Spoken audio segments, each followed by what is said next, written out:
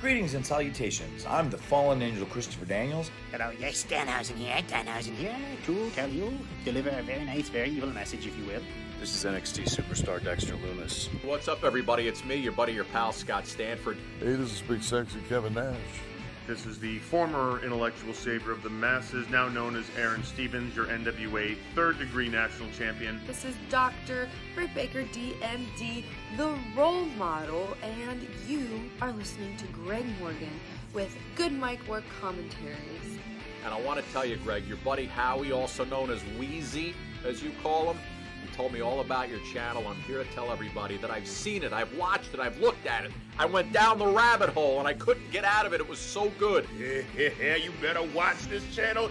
You better watch all the videos. I'm about to go and watch a few videos myself. Watch them 5 times a piece. That's right, I said 5 times a piece. Do it. I know you've been a fan for like 40 years. I've only been doing it for 30, so I guess we're fans together there for 10 of it. Do it. He's not going to fill your head with bullshit. He's going to tell you real deal, what's up, and that's that. Do it. Good Mic Work is the place to be for all your wrestling information, guaranteed. The best wrestling content is right here at Good Mic Work Commentary. Good Mic Work Commentaries. Good Mic Work Commentaries. Good Mic Work Commentaries. Check out Good Mic Work Commentaries. Good Mic Work Commentaries. Check out Good Mic Work Commentaries on YouTube. Subscribe, share, love, like, poke, whatever you need to do. If you don't, we're gonna have a problem. Love that Danhausen, love that Good Mic Work Commentaries. Do it now. You're welcome.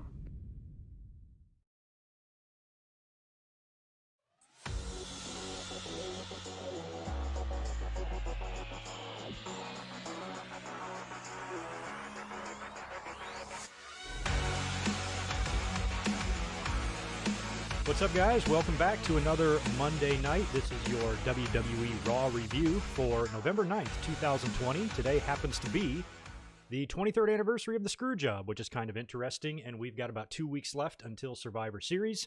Tonight was a lackluster show. I felt like it was a throwaway show. It's all going to be Survivor Series build, and we didn't see a whole lot going on, except for a couple of interesting notes, including one really good match between Ricochet and Ali, and Adam Pearce has announced that Drew McIntyre will challenge Randy Orton for the WWE title next week on Raw, which, correct me if I'm wrong, I believe is the third year in a row where we've got a title match a week ahead of Survivor Series, because a couple years ago, AJ won over in London, I believe, or Manchester, and last year, and then 2018, Daniel Bryan beat AJ for the title right ahead of the Survivor Series pay-per-view. So there is a chance that could happen again next week, but I have my doubts.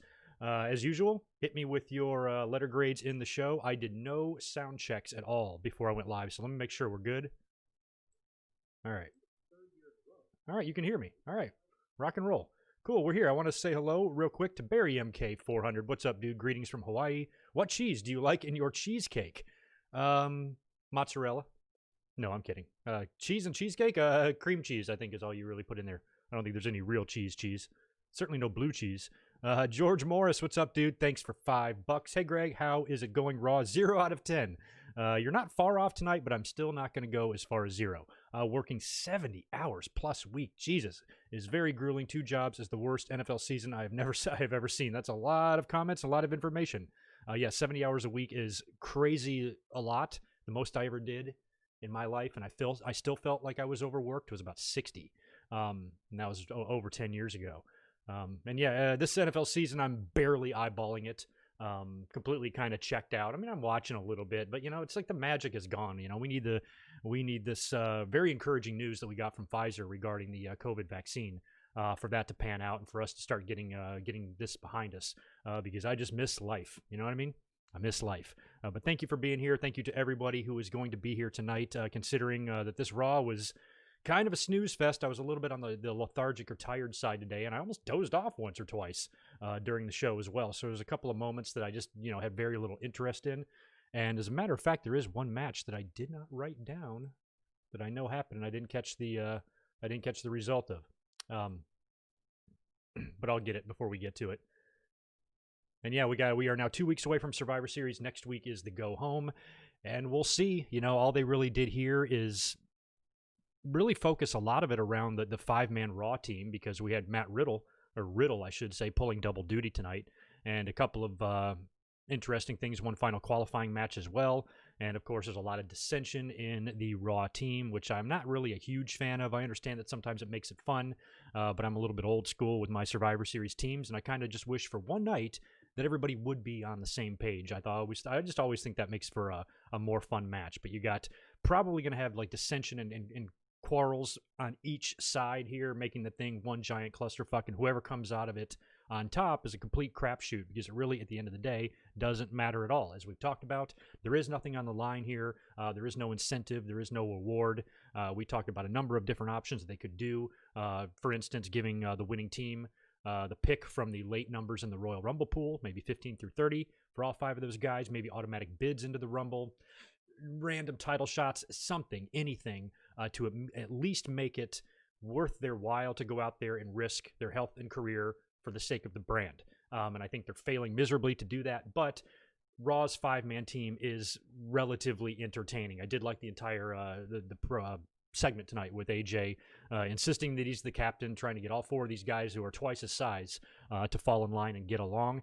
And he's not doing a horrible job, to be honest with you. So at least that was kind of a bright spot there. And even though I have zero interest in Retribution whatsoever, dynamite match between Ali and Ricochet tonight, which also helped, I think, save the broadcast a little bit. And, the main event was extremely predictable in my mind. And now we are set up for a big title match next week, and then we go into the Survivor Series after that. So give me your random opinions in the comments here. I want to hear what you guys have to say about that. And we'll start getting into it match by match. Want to shout out Spaz Phoenix as well. Thanks for the $10. Hey, Greg, cheers to you and the chat. Part 1 of the NXT Women's Division breakdown goes live this Friday after SmackDown with me and Jake DeMarco. Love to see some voices in the chat. Go give Spaz some voices in the chat so they will not be in his head. The chat is better and it's safer. So go show Spaz some love. Make sure you subscribe. Hopefully you're up there to that subscriber goal that you were trying to meet a week ago. And thanks for being here, man. By the way, speakers in the mail. Divine Ricks, appreciate it.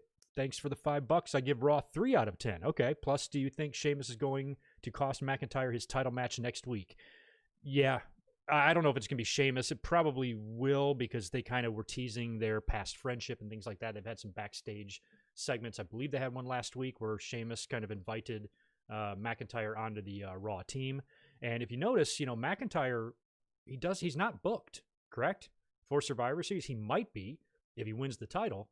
But even though we've seen title changes in 2017, 2018, whatever it was, I can't see them doing that again. As much as I like Drew, I don't know why you'd take the belt off of him and then put it back on Randy Orton. Or I'm sorry, put it back on Drew McIntyre. So I think Orton is going to survive next week and go into that match with Roman Reigns at Survivor Series, because that's what WWE wants. I think they want to save McIntyre and Reigns for another day. So this might be a way for them just to get that title shot out of the way for him, because they don't have any plans on him winning it anyway. So instead of burning off another pay-per-view main event for these guys, just do it on Raw. And that is likely what will happen. And whatever happens in that match, like your suggestion of Sheamus interfering, will likely then propel McIntyre into his next program. And as far as what he does at Survivor Series, I have no idea. He might turn up in the 5-man match looking for revenge. He might still be after Randy Orton. Wouldn't be surprised at all if he got involved in Roman and Orton, because we talked about that as well a couple weeks ago. If they want to save Drew and Roman for down the line and having Drew regain the title at some point, maybe here at Survivor Series you do that little face-off in the ring. No physicality, no nothing. I know we've seen these guys work a lot before, but it's kind of different now. They're both vastly different than they were a year or two ago. And if you do that little confrontation in the ring, that could set the groundwork for what you might want to do, I don't know, WrestleMania or something like that. Not sure. But we'll keep our eye on it. And if I had to guess, and if I had to give my early prediction, Drew McIntyre will not win back the title next week. That's my opinion. Spaz, thank you for 5 more. Appreciate it. Getting closer to the 1,100 goal for sure. 2 new teams I want to see are Sheamus and Drew in WWE, Mox and Eddie in AEW. Yeah, I mean, from the results of the Full Gear the other night, it certainly seems like Mox and Eddie are done, although Eddie didn't want anything to do with him during the post-match when Mox tried to, I guess, help him up or, you come on or whatever, and he's like, nah, fuck you, and he left or whatever. So they still might have some repairing to do in that relationship, but, we'll see if Eddie maybe turns up or maybe sides with Moxley in his upcoming feud with Kenny Omega, which I don't think I gave the possibility of that feud nearly enough credit. I didn't pick Omega to win the tournament because we got the Moxley matches against Omega like a year ago, and I thought since they've already done it, they do something different, but this might be a good full circle moment for Kenny as well to come 180 and wind up beating Moxley after he put him over and did everything he could to make Mox at the beginning of AEW's of their TV run. So we'll see. I think that is going to be a lot of fun. Hopefully that will be a multiple pay-per-view deal as well. And if you can get Eddie Kingston and maybe Hangman Page involved in that somehow, it could just make the whole thing more fun. But yeah, Sheamus and Drew, I'd hate to see Drew be at the top of the mountain like that, beat Brock Lesnar at WrestleMania, have an 8-month-long run, drop the title, and then form a tag team to chase tag team titles that have no meaning in the company anyway. I feel like that would be a step down for him, but I think they could begin as an alliance and then do a turn. So either Sheamus comes out and screws up next week in Drew McIntyre's match, like Divine had suggested, or they drag it and they do it down the road. I don't know.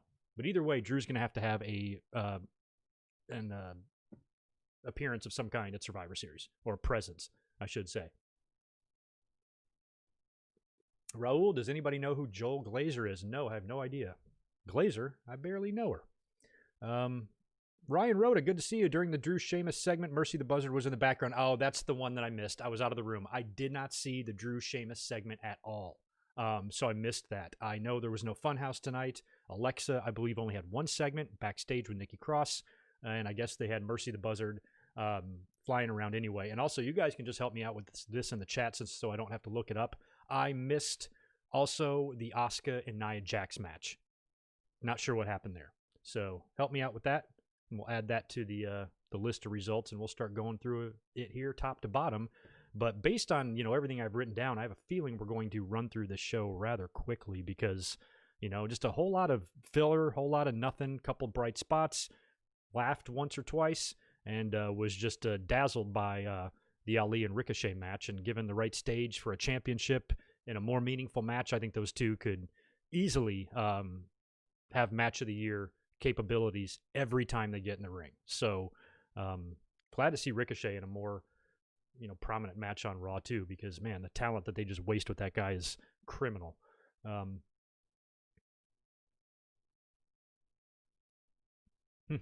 Seth beat Lesnar and look at him now. Well, I mean, I understand, but like you only have 2 titles in the company. So, once you do something like beat Brock Lesnar, it feels like in the fans' eyes, if they're not champion, they're buried. And I still think Seth is heavily featured on the show. He's still like in a B storyline, that whole Monday Night Messiah thing, working with a legend like Rey Mysterio. This is a long-running feud that has a presence on Raw and SmackDown every week, and he's there. So, yeah, he's not maybe as dominant as he was, but I certainly don't think they've given Seth too big of a step down. If you're not the champion, you're automatically a step down, so there's no way to avoid that. But in terms of the importance and his level on the roster, I mean, he was like the number 2 pick in the draft, right? Going over to SmackDown. So I don't think he's really devalued that much, but certainly not, to the heights that he was a couple of years ago. Oh, thank you for that, Marcus. I mean, I knew it was going to be a DQ. So Asuka won via DQ and Lana got table number 8. I saw the earlier match where Lana was saved by Mandy and Dana from going through the table, and I thought she might survive this week, and I completely forgot that Asuka had a match against Nia Jax. So Lana got another table. How did I miss that? Told you I was tired. Barely paying attention. Okay, so Shayna came in and attacked, and Asuka got DQ'd, got Nia DQ'd. Okay. Attacked Asuka and got Nia DQ'd. And then Shayna had won her match pretty easily over Lana earlier on in the night. That's true, Zane G. Miz cash-in could happen next week. I still am voting no on it, though. Now, I know Miz and Morrison are not currently booked for Survivor Series, but I think all of us would agree that after next week, if it turns out to be the Miz versus Roman Reigns at Survivor Series, I mean, it'd be fun to watch Miz be killed, I'd take joy in that. But that's not the match we want. I mean, it'd be the shortest match in Survivor Series history almost. So I'm almost more intrigued by the Orton and Roman match, because Orton is Randy Orton. He's been pretty much the same guy for many, many years. Very calculating, very sadistic, and he stalks and things like that. And he's got this, just kind of vicious streak. We're seeing that in Roman too, and I think it'll be fun to see how those two coexist and who can be the most evil. Who can be the most just violent, and that might make for a fun match. Even though I think something crazy is going to happen, and we're not going to get a clean finish there. I think Orton will lose, but you don't want the Universal Champion just to squash and pin and beat the WWE Champion, so it might take Drew McIntyre entering the ring or somebody else getting involved, kiboshing Orton. He eats a spear, Roman wins. Either way, I got to say Roman's coming out of that match with the win. I would not beat Roman at all under any circumstances, even via disqualification. I would stay completely away from that until WrestleMania, because, that Brock magic is gone. It's becoming less and less important now when somebody beats Brock, where before that was a monumental thing. But now that Seth's done it twice, Roman's done it, Drew's done it, Goldberg's done it, he's dropped a couple of losses and a couple of losses clean. I think you need to find that new guy who, when he's beat, it's like, holy shit. So if you can strap a rocket to Roman and make him literally unstoppable between now and WrestleMania, and then have him drop the belt at WrestleMania, I think it means that much more. And I'd keep him on the winning track until WrestleMania for show. Miz versus Roman Reigns would be like Mahal versus Lesnar, and that was the match that I think was originally scheduled right in 2017, and then they went overseas and AJ beat Mahal for the title, giving us a much more better match between Brock and AJ, which is still one of my favorite Survivor Series matches of all time, including the following year versus Daniel Bryan. I was at that show at the Staples Center, and again, they pretty much replicated what AJ and Brock did in 2017. So the Miz and Roman, I think, would be a letdown. Roman and Randy Orton has a much bigger, marquee feel to it. And even though there's no title on the line, it's an interesting match, and I'd rather go with that than changing it up or throwing a monkey wrench in it at the last minute and putting the belt back on Drew. Yeah, variety vendor, I agree with you too. There is time, for when Lesnar inevitably does turn back up. He's going to need to feud with somebody else. So what do you do with Lesnar at this point now that he's 43 years old? Do you continue having him be the monster that he is and holding the WWE title for a year? Or now do you use him to really elevate some other stars? And, he doesn't have to put everybody over, but he should put some people over. And I think Keith Lee is an excellent suggestion.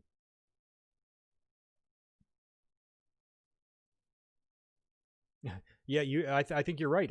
Did anyone else think Randy was going to punt Adam Pearce? I didn't think he was going to punt him in the segment, because I believe they were at Gorilla when Pearce made the announcement about the title match next week. But I can see that coming. Maybe next week, Pearce will eat a punt. And I'm not done on Pearce either. I still think he's on the cusp of some sort of a bigger on-air role. We've been seeing more and more of him. It's only a matter of time before they make him the interim GM, or he turns heel, or it turns out that he's a spy or some shady shit like that. I was the one that suggested he was in Retribution because he was in charge of security, the security that they, as a faction, continued to breach on a weekly basis. And I'm like, he's probably pulling the strings and allowing them access to get into the building, letting them know where to go, and, helping them out kind of as a mole. And that didn't turn out to be the case. But I still think Pearce has got some sort of future on an on-air role. I like him. I think everybody likes him. Pretty fly haircut on that guy, too. Oh, wow. I was not aware of that either. I'm a little bit out of the loop in the news today as well. Savio Vega returning for the Undertaker farewell. That's random as hell. I think they're friends. I know they worked a couple times. They definitely worked when he was Quang, and might have worked a time or two after that as well. I watched yesterday on the WWE Network. I highly recommend it. I was pleasantly surprised with how good it was.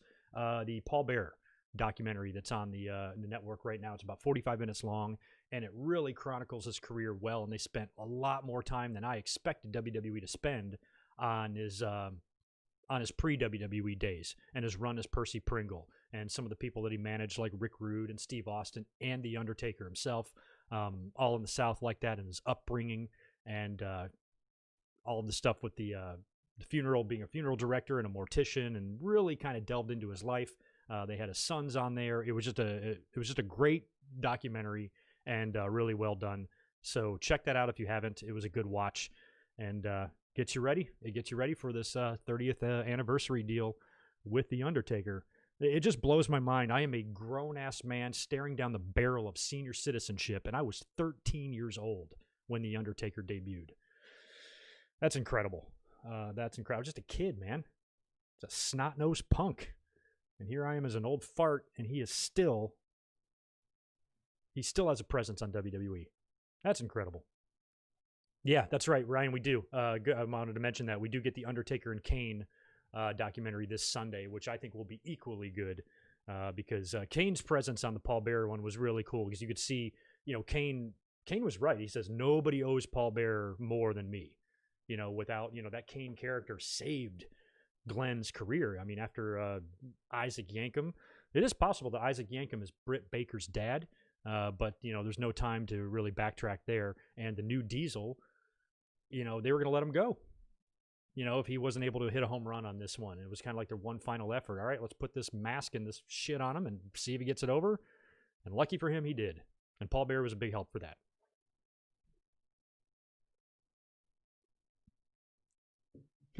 I hope we get a cameo from Kama, the Supreme Fighting Machine. That would be great. I remember when he first came in, they had him wrestling in the t-shirt, the white t-shirt under the singlet, because I think they thought that the fans would recognize right away all of his tattoos and recognize that it looks a lot like Papa Shango. But even with the t-shirt on, I knew it was Papa Shango. Nobody had to tell me that. It was obvious. But that would be funny if we saw... They wrestled a couple times, right? They feuded for the urn, and Kama had the necklace and everything. I remember that. Fun stuff.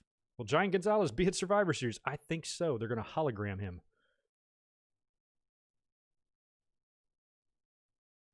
Yeah, Sabio's in the BSK with his other boys. Anywho, well, that's a big. No, I don't think, Joseph, I don't think more GMs is a bad idea. I think you can have an authority role. It's basically how they use it and present it that gets so old and annoying. As long as they don't use it as their number one tool to make matches and stuff, and maybe have him appear a little bit less often. Jack Tunney was on TV like once every 6 months. So don't go to that extreme.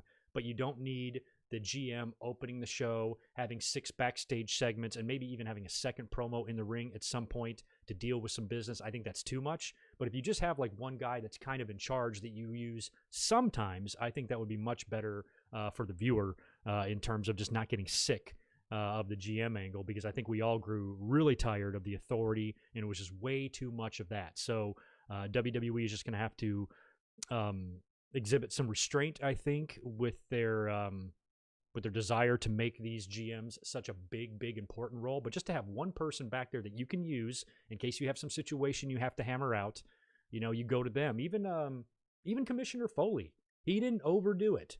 He was in the ring a couple of times. He would always set up his office in the bathroom or fucking closet or something, and he always made it like really entertaining. So if you take it and maybe make it that sort of deal, I think that could be more useful in terms of a GM role. But I'm not against it. I'm just against how they use it, is basically how it is.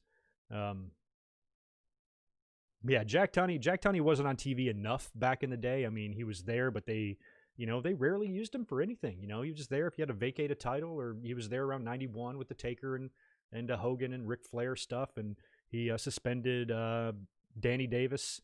He on TV a couple other times, for contract signings and things like that for WrestleMania. But yeah, it was once, twice a year maybe that you saw Jack. So it's got to be a little more than that, especially these days. Man, it was amazing to have Teddy Long telling people they had to go one-on-one with The Undertaker. Teddy was good at making that announcement. Variety vendor, I'd have to think about that. My favorite Foley GM office in 2000, probably the bathroom, and where he did a bunch of stuff. He was like He had that golf cart a little bit. He was like at a concession stand one time. I know he was in a closet or a broom closet or in the boiler room maybe, and I know he was in the shitter at one point too. So I'd have to think about it, but the one off the top of my head, probably bathroom. At the moment, Ryan Rhoda, the plan is to do a review of Survivor Series on the 22nd. I have been thinking about doing some reactions again, so we might throw something like that together. Survivor Series would actually be a good pay-per-view to react to, so I'll see. I'll see about that. As of right now, a review is all that is planned. And that's right, he did strip Shawn Michaels of the title as well, and he was only in the ring a couple of times. I know he came out to the ring to suspend Danny Davis for life. He was at ringside versus the Hogan and Undertaker Tuesday in Texas match, and he was in the ring for the Royal Rumble 94, I believe, when they had to figure out what's going on with Brett and Luger. Or he might not have been in the ring for that. He was there for the coin flip a couple of weeks later where they flipped a coin to see who would wrestle first at WrestleMania 10. Yeah, I mean, I can literally count on one hand the times that Tunney was actually in the ring. Even at WrestleMania 4, he didn't present the title. Robin Leach did. So, or Hogan did, really. But it was supposed to be Leach. So, yeah, he was rarely around. Do me a favor, guys. Smash that thumbs up button for me. Since it was a boring Raw, we might have a low audience in here tonight. We'll see how it goes. And since I've been boring you to death with blabber, we'll just start going through these results now. Hello, Arnez. Good to see you. How are you? Thanks for being here, man. All right, let's start the show. Show opens up with Miz and Morrison. They come out for Miztv. Miz talks some smack. He's conceited and he's arrogant as ever. He plugs Miz and Mrs. that I think has a couple of shows coming on. And, oh, I'm so great. USA can't get enough of me, whatever. There's a big six-man advertised as the main event. It's going to be Miz, Morrison, and Orton taking on McIntyre in the New Day. So Randy Orton comes out as the Miz is running his mouth. He's kind of pissed. He's like, man, I'm kind of pissed that you are considering your stupid reality show to be more important than any match that the WWE champion is in. And you sense some dissension there, and that's when the New Day comes out. They get in a ring, brawl starts, Drew McIntyre comes out, and I think they all just brawl with each other and the heels retreat or whatever. So that was the setup for the main event later. Again, kind of a throwaway segment. You didn't need any of this, but Raw's 3 hours, so you just had to put it up there. Oh my God. So the first in-ring match on the show was a triple threat Survivor Series qualifying match for the final spot on the Survivor Series team. Elias versus Hardy versus Riddle. Triple threat. And this is an okay match, and I'm really glad with the outcome here. Matt Riddle, I think of that trio, Riddle was the right guy to win that. So I'm cool with Matt Riddle winning.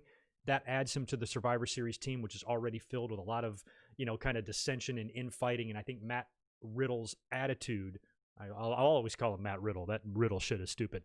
Matt's attitude, I think, will add to the fun of the Survivor Series kind of dissension a lot more than somebody like Elias or Jeff Hardy would. So really happy there.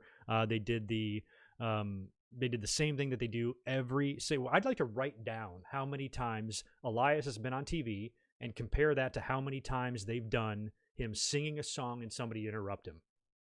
Every single time. Even last week, same thing. He's in the ring. He starts a song. Jeff Hardy interrupts him. Same thing tonight. Starts the song. Jeff Hardy interrupts him. It's so old. Do something different, WWE. Like, the dude has never finished a song, heel or babyface. People always interrupt him. And you just know what's going to happen every time. Just use just a shred of creativity and just come up with some different idea for Elias, because my God, that guy was off for about a year. He comes right back 2 weeks later. He's spinning his wheels just like he was before he left. And he is way too charismatic and he has way too good of a look. And I think he's way too valuable to just do that. He should be doing something else.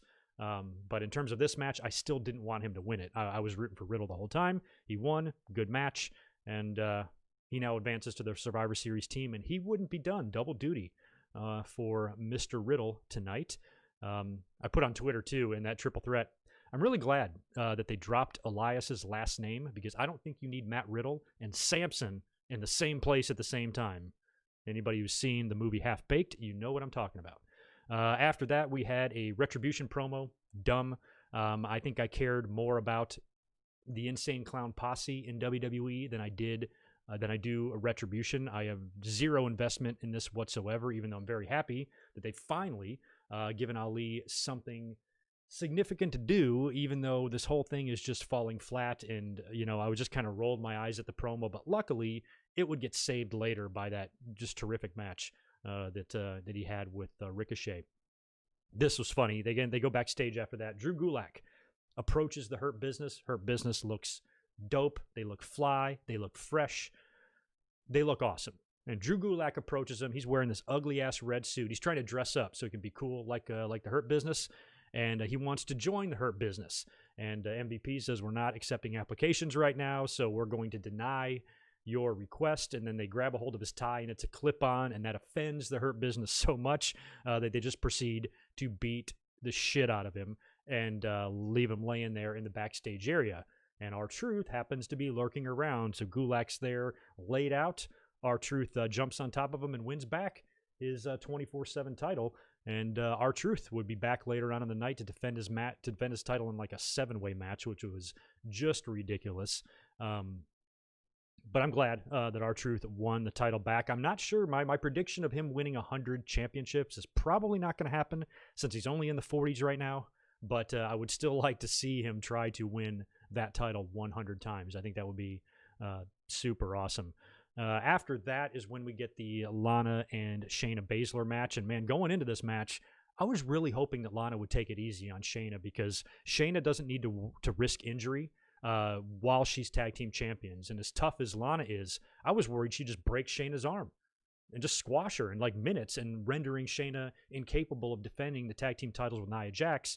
And I'm glad that Shayna escaped this match with her life and actually pulled off a very big upset here by somehow being able to defeat Lana by submission. So that was pretty surprising.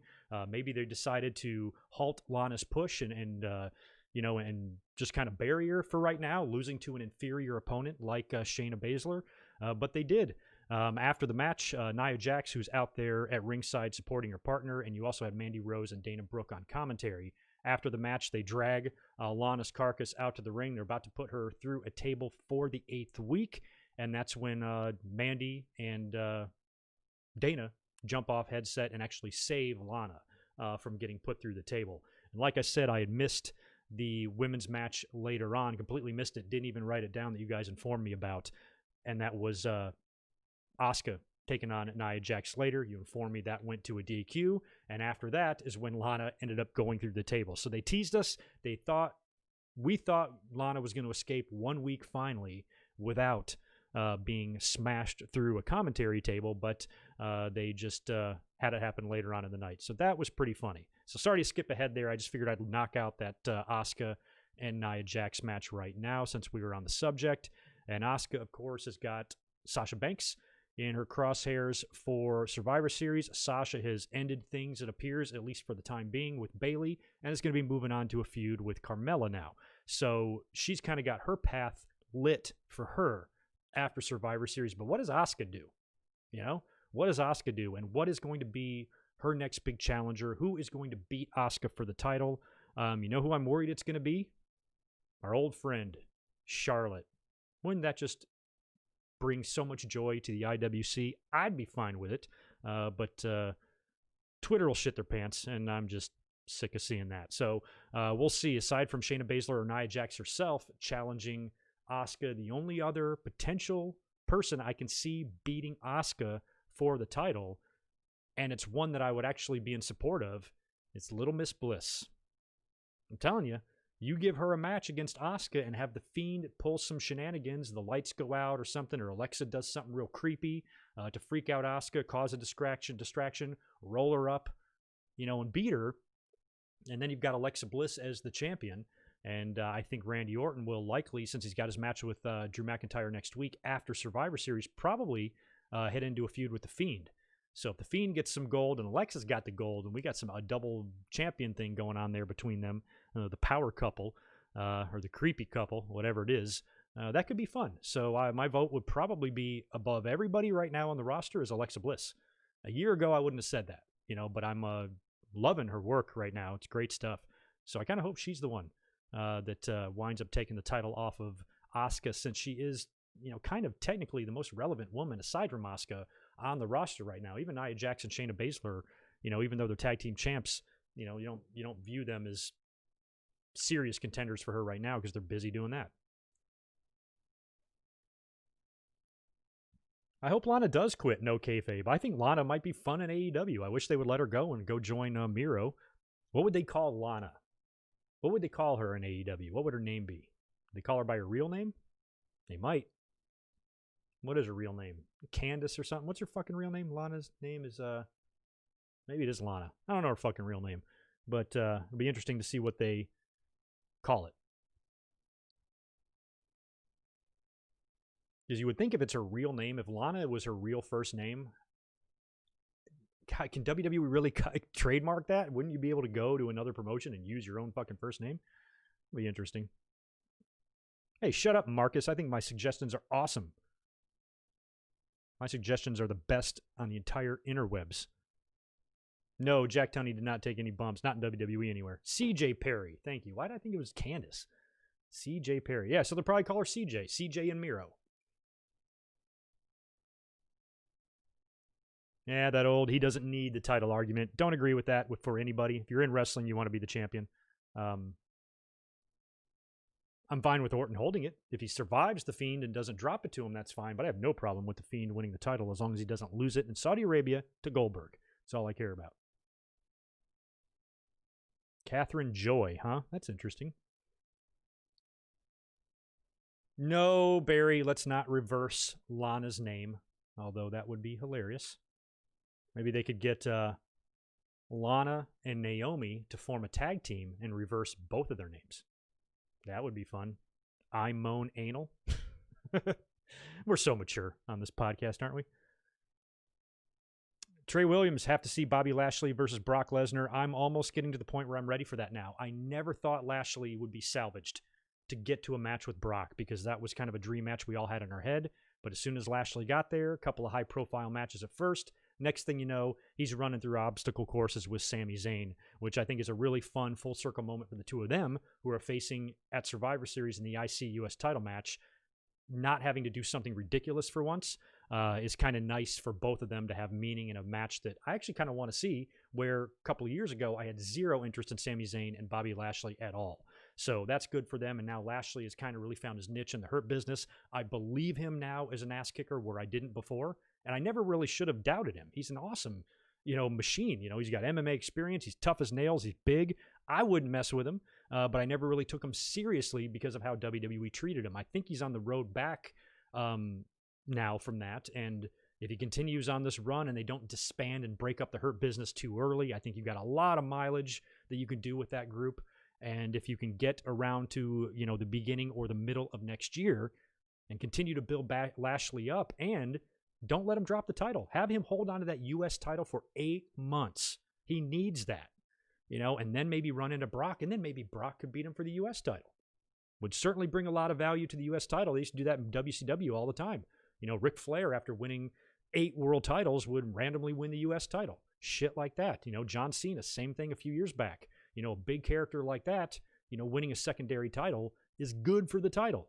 Of course, there is no way Brock Lesnar will be doing an open challenge for the title, and it would make it very difficult for him to defend the title since he doesn't wrestle on Raw.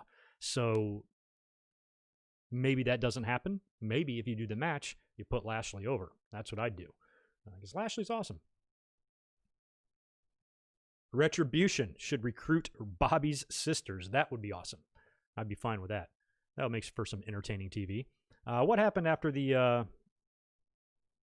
Shayna and Lana match? Where did we leave off?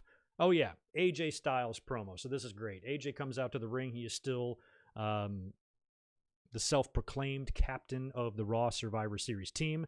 Little Captain AJ around all these giant dudes. It's a pretty funny sight to see. Plus, you got that 9.5-foot tall bodyguard with him, which just makes for a hilarious visual. He gets in the ring first. He introduces all of the members of the Raw team, which is now complete. Brings out Sheamus, brings out Braun Strowman, brings out Riddle, and brings out Keith Lee. There's all sorts of dissension going on. They're arguing. They're bickering. It's pretty hysterical. Especially, like I said earlier, with the triple threat that Riddle won. I was like, adding him to the mix, his personality will add entertainment to the group, where I think Jeff or Elias would have been just duds, So I like having him out there. They're all arguing. AJ's trying to keep, the soldiers in line. and winds up basically making a tag match. AJ's like, okay, here's what we're going to do. It's going to be Strowman and Sheamus versus Keith Lee and Matt Riddle in tag team match, and I am going to be the special referee. So now it's the second match that Matt Riddle is going to have on Raw. Match gets underway after commercial. AJ takes a couple of shots from everyone in the ring. He gets knocked down more than once, and that's when the bodyguard, they're calling him Jordan. What are they calling him? He climbs up to the ring apron, steps over the ropes, stare down with Braun and Sheamus, who both back up. I thought that was cool that they showed him respect, but then they cut to commercial, come back, and the match is restarted. So we got nothing there with the bodyguard, just a tease. In the end, Sheamus and Strowman were not getting along. Finally, they started to implode there, and Sheamus actually brogue kicks Strowman off the ring apron. He gets pissed, kicks his own partner. He goes off the ring apron. Matt Riddle rolls up Sheamus from behind, scores the win, and Riddle and Keith Lee pick up the victory, and it did really nothing to repair any damage that's done with the five-man team. And like I said last week, I'm very old-fashioned. I'm very old school with my Survivor Series teams. I miss back in the day, man, when you just had a bunch of baby faces against a bunch of heels, and everybody was kind of on the same page. There was no dissension. Even if these guys had a past, they put it aside for the good of the team. That is so far in the past now that they never come close to doing anything like that again. Now they comprise both teams of heels and baby faces. None of the team members get along. You don't even remember who's on which brand most of the time, and it's just clusterfucky as hell. So we'll see if they can surprise us at Survivor Series, and I think it's going to be really tall order to outdo that Survivor Series match from a few years back that went an hour. That was probably the best 5-on-5 I've ever seen, and it's going to be really hard to top that. So we'll see. Hopefully the match at least will be fun at Survivor Series.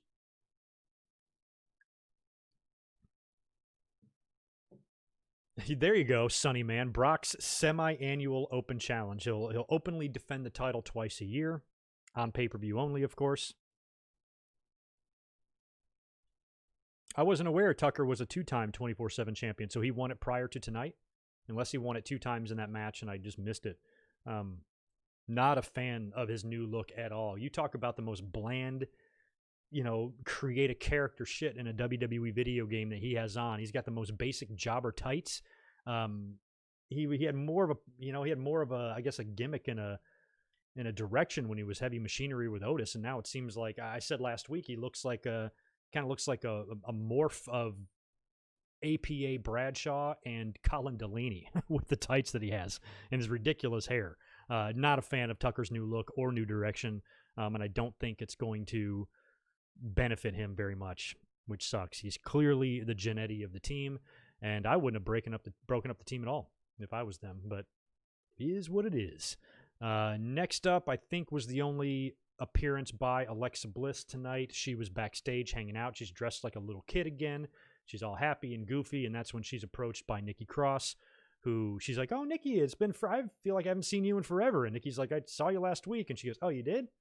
She didn't remember because she was kind of like possessed or whatever last week. So Nikki continues to show concern for Alexa Bliss. She said she's worried about her. She blames herself for getting Alexa into that situation to begin with, to be bitten by whatever poison the Fiend is injected into her. And she wants to help her, but Alexa just kind of laughs her off and, doesn't really want anything to do with it. She just talks about how much fun she's having in the Firefly Funhouse. And who would have thought that Alexa Bliss would knock this out of the park? When this was initially done, I thought it was just used as a way for the Fiend to get to Strowman. And the fact that, Strowman kind of condemned Alexa, says, "I don't care what you do to her, fucking murder her for all I care." That kind of paired up now, the Fiend and Alexa Bliss, and it is working out. And that's what I say. Sometimes WWE will just fall ass backwards into something. And when I envisioned in my head a female joining the Fiend's, Funhouse presentation, Alexa was not even on my radar. So I think it worked out marvelously. Good for her. Hopefully she'll do some fun stuff next week. I saw a preview today that McIntyre was going to be an Alexa Bliss or a Moment of Bliss guest. And they must have scrapped that or changed their mind. Not surprising. WWE changes their mind all the time. After that, we had the big match. This was R-Truth, who just won the 24/7 title earlier on in the show. They put him in like a 7-way match. He's got to face 6 opponents. I think it's Tozawa, Tucker, Lucha Party, and Eric, I think, are his opponents. I think everybody won the title. Was there 7 title changes? What was it in total? I did not write this shit down. I didn't care. It's just too much going on there. Everybody got a chance to win the title. In the end, R-Truth won it back. So he won the title, I believe, twice tonight, which adds 2 more to his resume. But still, I think he's far off from getting that 100th victory. Considering everything they've done so far, they'd have to double that. And that might be too much to ask for. So R-Truth had a crazy match in there with those guys and is still your champion. After that, we had another title match. Bobby Lashley defended the United States title against Titus O'Neil. Titus still wants to be a part of the Hurt Business. They're not letting him in. I think Titus he's like, part of me thinks he's a good fit for the Hurt Business, and part of me thinks he's a bad fit. You know, I think Titus is, because of how active he is outside of WWE, they really use him as one of their top, press people to go make appearances and things like that. And he has a heart of gold. And everybody just thinks Titus is just a wonderful man, wonderful person. And it's hard to envision him in a group like the Hurt Business going around beating the shit out of people for no reason. So he's going to have to really do a stark 180 there if they do want to continue this and get him to convince the Hurt Business to let him in. But I think it's probably not a good fit to put Titus in there, even though he's big and bad and awesome looking and would probably look pretty fly in a suit himself. I don't know. Something tells me it wouldn't work. So that might be the end of this. Titus had a little 2 or 3 week run on TV, and he might be off TV again for a while. We'll see. But Lashley tapped him out with the full Nelson and retained his title. And, Lashley continues to roll.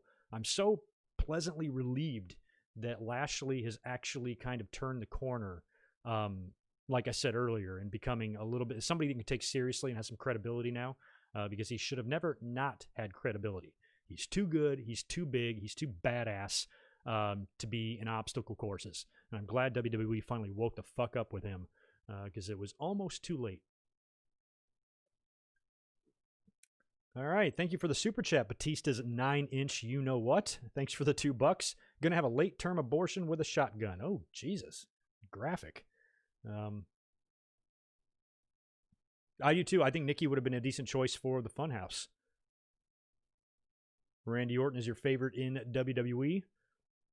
Somebody asked me that last week. Was it you, Zane? No, I've not seen Lesnar's new look. I have no idea. Is there a new look Lesnar? Should I Google it? Will it show up if I Google that? Brock Lesnar new look. Oh, has he got dark hair? Oh, okay. So just a facial hair type of deal.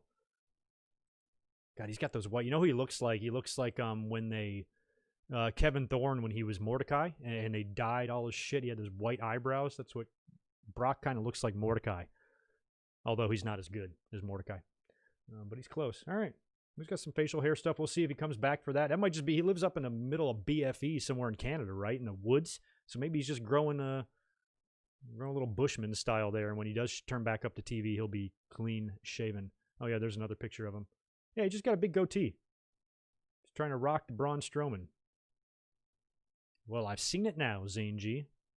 Hope that makes you happy. Yes, thank you for that, Divine Ricks. We want to offer a very special and happy birthday to Chris Jericho, who turned 50 years old, and he punches and kicks and kicks. And it's hilarious that he's no longer in the demo that he brags about so much. He is now out of the demo, so even when he watches Dynamite, it doesn't count. So good job, Jericho, and congrats on being 50 and still being there at a high level. We talked about him a lot on Saturday night, and how I smell an eventual babyface turn and run for Jericho, and maybe finish up his time in AEW as a babyface, or at least get a babyface run under his belt in the company, because I think the company would benefit from both sides of Jericho, being looked, especially years from now, when they look back at the early days, to see highlights of Jericho, not only as a chicken shit heel, but as an entertaining babyface. And I think something's fishy with MJF, and I think there's going to be a turn at some point, and Jericho's going to be booted out of the Inner Circle along with, what's his face, Wardlow. And I think they're both going to turn babyface. I think Wardlow will be a good babyface. He's impressed. He's impressed a lot.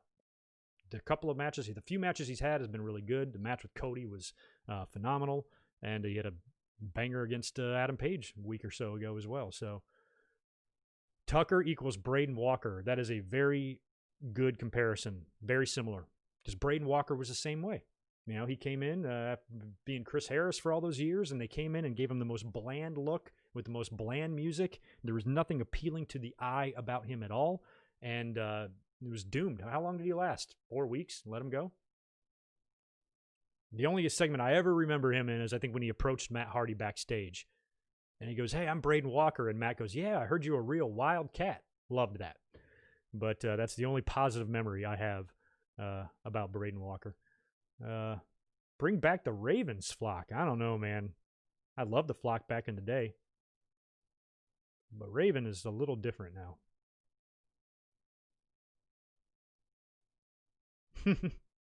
I didn't know that was very prevalent up in Oregon, Ellsworth Crosby. Interesting. Did I celebrate Saturday? No, I celebrated Wednesday. I think it was pretty clear. I was not there. There was maybe a half an hour period there where I was slightly concerned on Tuesday night, but I was glued to the coverage for weeks, and we all knew, you know, about the Wisconsin and Pennsylvania and Michigan votes coming in late. So I really wasn't worried. Even if he did take Florida, I'm like, Biden still got this. So I was only worried for about a half an hour. By the time we got to Wednesday, writing was on the wall. Saturday was just the cherry on top. He lasted 2 weeks. Okay, Braden Walker only lasted 2 weeks. Yikes. Did he have any matches? And was he on ECW? Is that where he was? They stuck him there, I think. I think that's when maybe Matt Hardy was ECW champion. I think. I don't know if my timeline is off there or not. Would WWE ever do an Undertaker-like celebration for Chris Jericho? They would have had Jericho not been in AEW now. And we'll see. You know, Jericho does what he wants. Jericho doesn't have to abide by a lot of the same rules. He's a guy that's maybe not quite on a level as a Brock or a Rock, but he can do whatever he wants. He does not care. He does not need WWE. If he wants to work in Japan, he'll go there. If he wants to work in AEW, he'll go there. And if his time in AEW is up and he can contractually go somewhere, I would like to see him come back, show his face in WWE one final time before he's truly done. And if WWE doesn't harbor any bad feelings towards him for going to AEW, maybe they can, you know, give him a little send-off as well, because he's got his entire career, you know, mostly was in WWE. At least, you know, the bulk of it was. Very little before and just a little bit after. So I'd like to see that for him one day. I've always been a big Jericho fan. Met him more than once. I met him twice, 20 years apart. Met him in 99 and 2020. How crazy is that? What did I have next on this? We did the big 24/7 match, Lashley beating Titus, and that brought us to Ali versus Ricochet. And this match, you know, when they kind of set it up backstage with the promo and everything, it's like, you know, Ricochet's kind of got this ongoing deal with Retribution. Retribution sucks a bag of dicks. It's a terrible faction. It's dumb. It's hokey, and it just makes you laugh. And Ricochet has just been wasted on TV.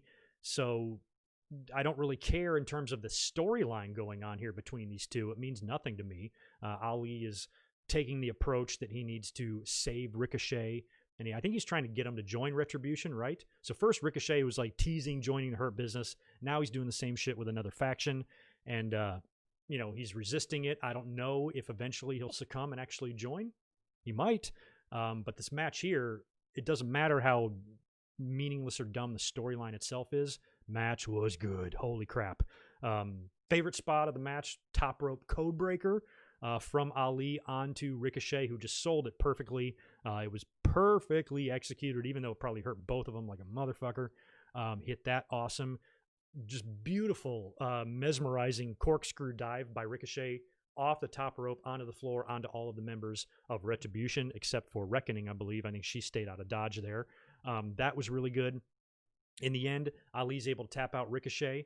During the match, he was slapping him around a lot and saying, "I'm trying to help you," or whatever. So Ricochet, the numbers game was just not going to be there for him. Ali beat him, and they stood tall. So we'll see if this leads to anything else with Ricochet. I'm just desperate for him to do something of substance, because he's another guy that if they're not going to do anything with him, put him in NXT. Think about just how a piece of talent like him, you know, could do so much, you know, for that roster, putting him down there. Because this guy was a North American champion. He had some awesome moments for the short time he was in NXT. Now that he's been on the main roster for now maybe 2 years, maybe even more. What's he done? The only thing I can remember that he did that I thought was great is he had a great match with Drew McIntyre a year or so ago in a King of the Ring qualifying match, I think, or a King of the Ring tournament match, one or the other. Great stuff. Beat Drew clean, which was surprising, and ever since then, nothing. Had him teaming with Aleister Black for some reason. They had no direction for this guy. They just bring him up and just throw him in matches instead of, making use of him. He should be the one defending for, challenging for secondary titles. He should be on SmackDown wrestling Sami Zayn for the Intercontinental title. And instead, he's farting around with sucktribution.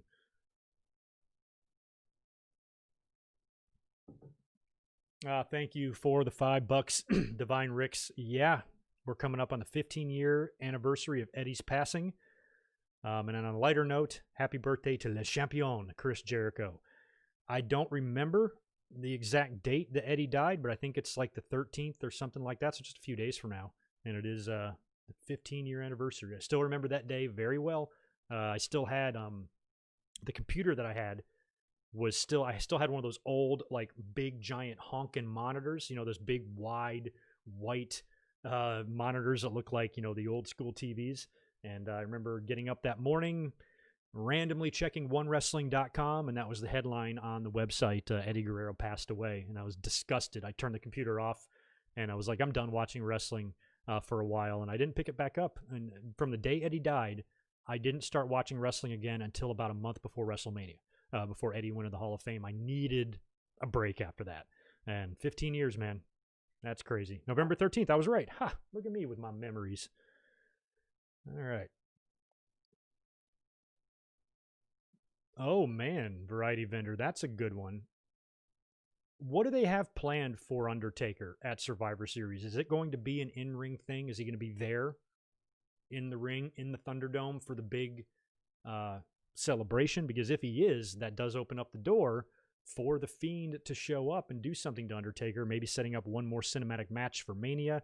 Night after Mania, Undertaker gets inducted into the Hall of Fame, the first ever single class Taker, the only Hall of Fame of 2022.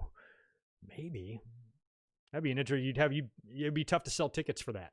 I mean, everybody would want to see Undertaker going in the Hall of Fame, obviously, but if you sell tickets just for one induction, I don't know how you pull that off.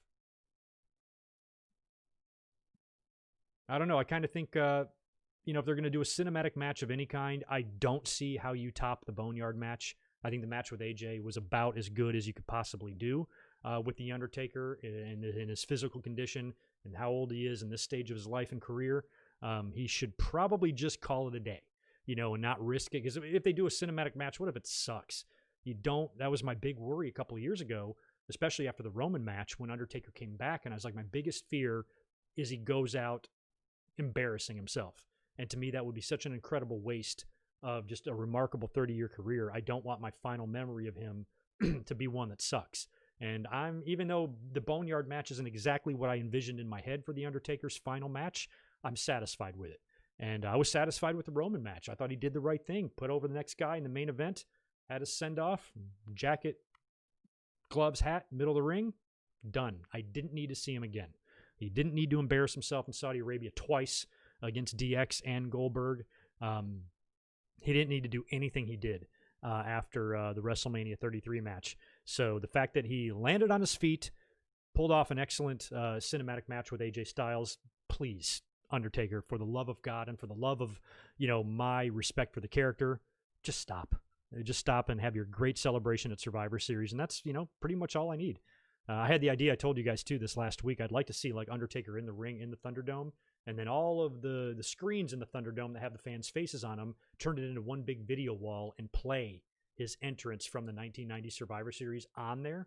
Either while he stands in the ring or while he comes out. I think it would be also cool if he did something like he did at WrestleMania 13 and wear like a throwback outfit, like maybe put on the black hat and gray gloves, just like he used to look. Maybe even have Brother Love come out with him. I don't know. Might be fun. They're all there. Paul Bearer is unfortunately no longer with us, but you could still do Brother Love. You could even still do Ted DiBiase. You could do Kane.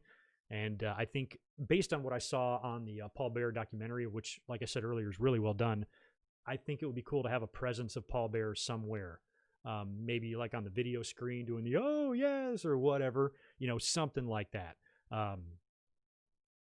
Would be heartwarming, I suppose. So we'll see. And where all that fits into Survivor Series, I have no idea either. Is that going to be the final thing we see on the show, or whatever? I don't know. Is it going to be a true send-off for The Undertaker, or are they going to pull some shit like our friend mentioned earlier on with potentially The Fiend showing up or something like that? Well, we'll see.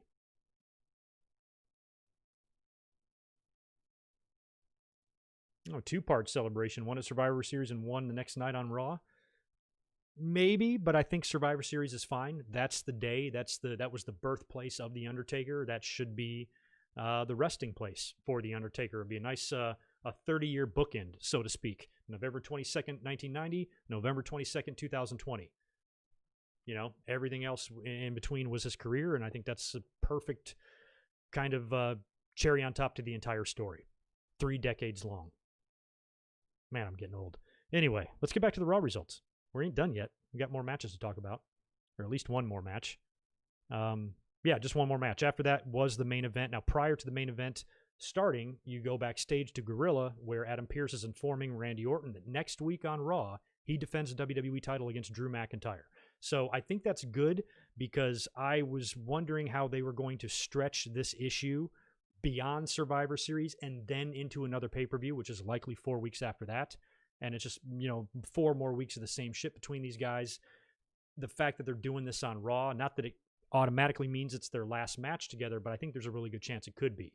And Randy Orton can survive this, go into the Survivor Series match with Roman Reigns, and when he comes out of it, he's got somebody like The Fiend or somebody else, maybe even Keith Lee, waiting for him at the December pay-per-view, which, again, I'm asking you guys for help.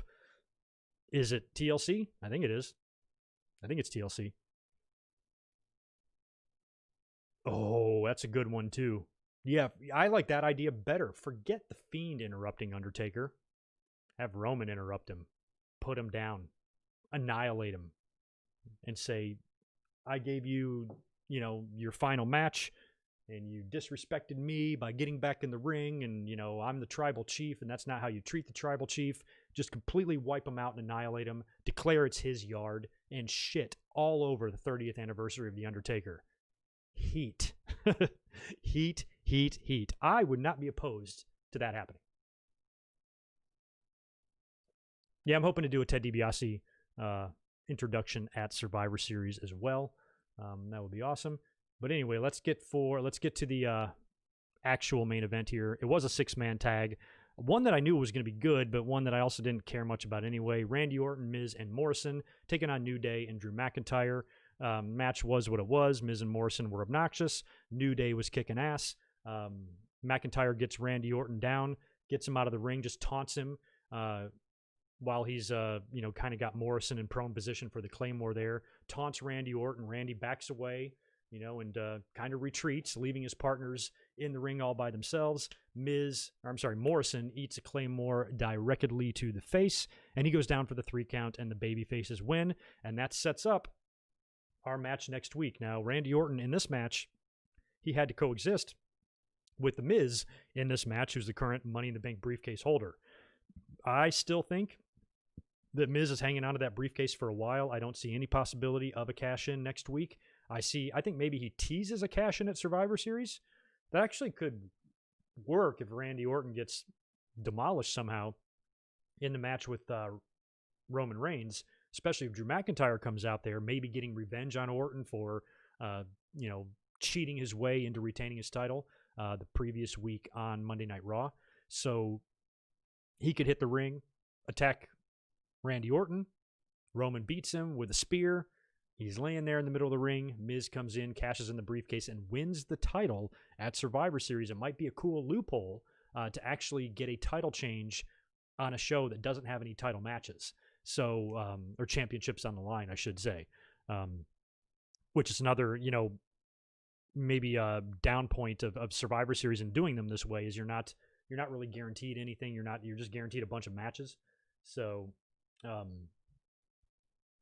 I think if you have that possibility, that could that could be something. I still think he's going to keep the briefcase for a while, but shit, maybe you do it. With the champion as strong as they are right now on the brands, the Miz is going to have to cash in against somebody.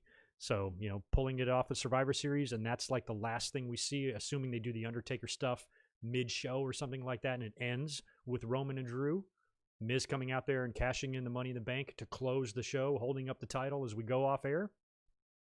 Little watermark in the corner. Fade to black. Holy shit, got to tune in tomorrow night to see how this little piece of shit won the title. I wouldn't put it past him. I think they could maybe get away with that and do it to where it wouldn't be too stupid. And I'd love to see the fans' reaction, 10 years apart, 9 or 10 years, whatever it's been between title runs for The Miz. I don't know. Guess it depends on how they do it, how they execute it, whether or not it looks good or not. So there you go. This pretty much does it for the Raw results. Where is my mouse? And, ooh, yikes. Yeah, pretty low audience in here today, but you know what? It was pretty crappy Raw. So, oh yeah, if The Miz cashes in, it should be at the end of a brutal match like TLC. I think Randy Orton and Drew McIntyre could be, Randy Orton and Roman Reigns could be brutal without TLC. Roman doesn't seem to have any regard for human life, and if these guys are trying to out-evil each other, I think both guys will pull out all the stops and do everything they can to annihilate the other. And I still think you have a chance there to have one guy beaten and demolished, especially if you have something like Drew McIntyre, who's not, as long as he doesn't win the title next week, he's not currently booked for Survivor Series, but he's going to show his face. So turning up in that match, I think, is likely. And that could happen. But a TLC match, yeah, I don't know. Miz has got some opportunities now because he's going to have, title matches at the next couple of pay-per-views to cash in. He could even do it at WrestleMania, which would be bizarre if he did, but it's an option. A guy like The Miz, though, the longer he holds onto that briefcase and taunts us with it and acts like an asshole, I think, kind of the more fitting that is for his character and whatnot. So we'll see. Is that when it was, Ryan? I had no idea. So that's when Miz cashed in, was the night after Survivor Series. Okay. Maybe they could do it on Raw 2 weeks from tonight.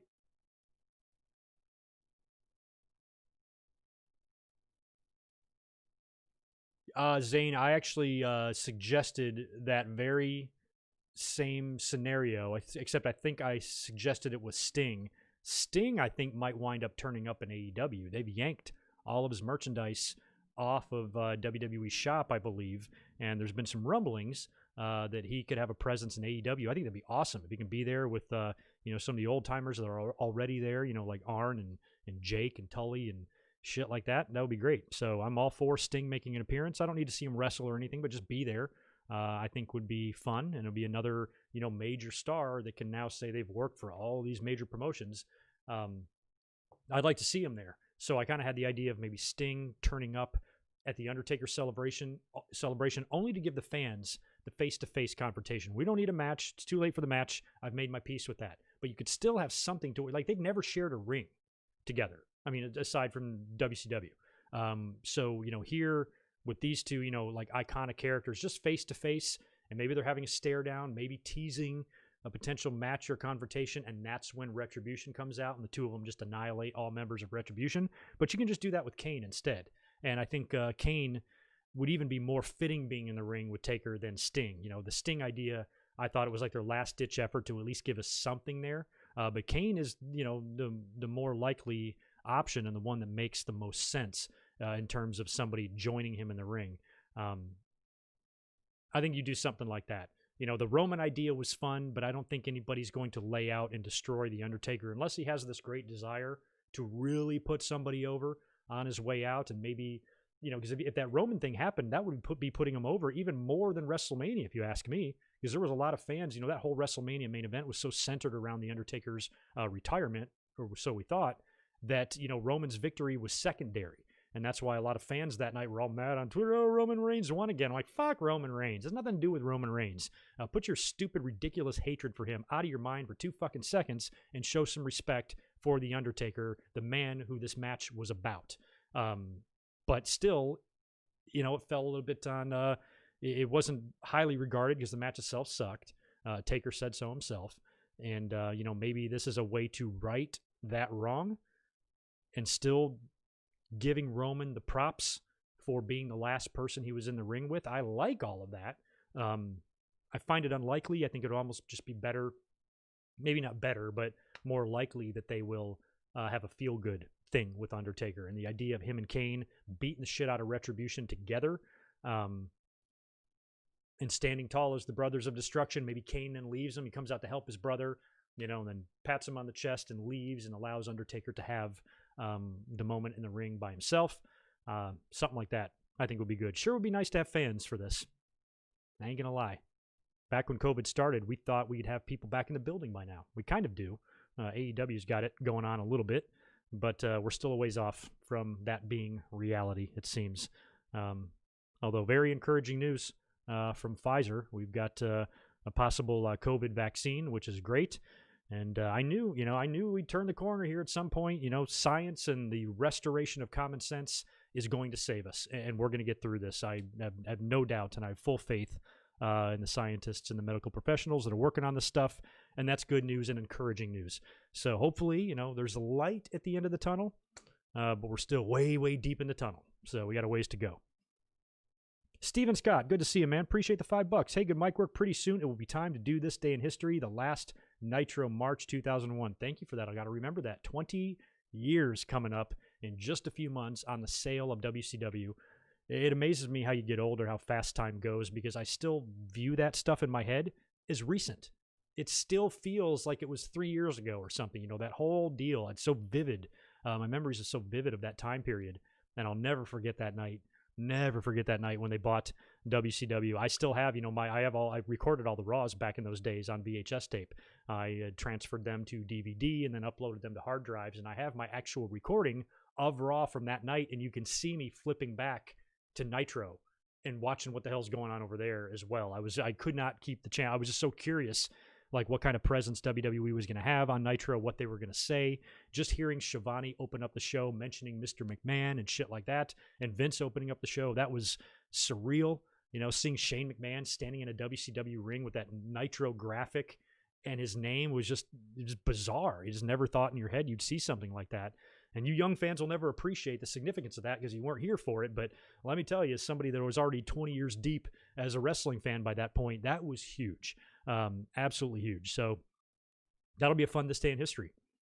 Like I said, today is the 23rd anniversary of the Screwjob. I did a 20-year anniversary podcast on the Screwjob back in 2017. I posted that on Twitter today. So if you've never heard that from three years ago, and you want to kill time or you want to relive the Screwjob stuff, it's on my channel, or you can just follow me on Twitter, and I've posted it over there. So check it out.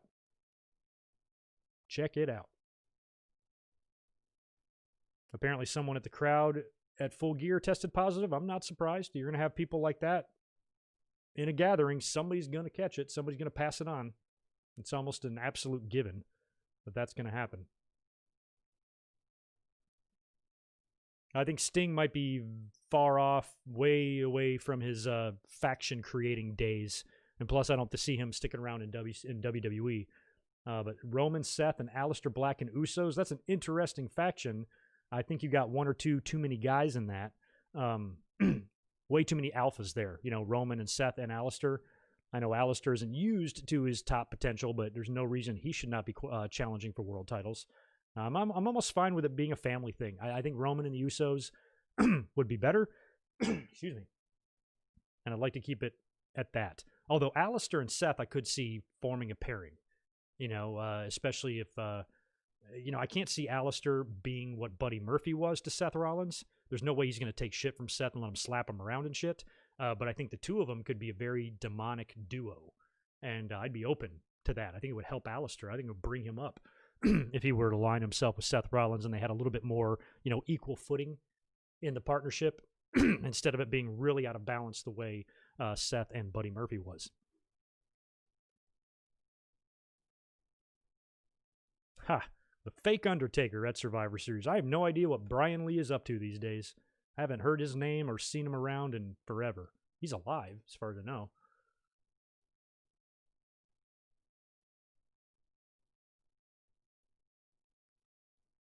Oh, I don't even remember that. That's what sucks about me and Royal Rumbles. I remember nothing about Royal Rumbles like the last 2 years. I don't know who came in first. I barely remember who won these fucking things, much less who was in there, who eliminated who, how long they lasted. I don't remember any of that shit. So I did not know that Randy Orton eliminated Roman from the Rumble. But, I don't think Roman would need to get revenge for that. Excuse me. Happened 11 months ago. Roman Reigns is champion. It didn't cost him anything. He voluntarily, and plus he got eliminated from the Royal Rumble and still got the title shot at WrestleMania anyway. So what's he pissed about? He's the one that decided to not wrestle at WrestleMania. So it's kind of all Roman's own doing there. So I don't think a Royal Rumble elimination is enough for him to want revenge, because it didn't affect him one way or the other, and he's still, the top heel in the company right now. So there's no revenge needed, I suppose, in that. James Rosano, you heard the last couple of Raws haven't been very good. Well, you heard correctly. They were not. I didn't necessarily really hate last week's, but tonight was just lackluster. Just had this kind of like dead vibe to it. Don't know how to describe it. So I thought I answered that, Mike Witt. I don't know if there were celebrations around on Saturday.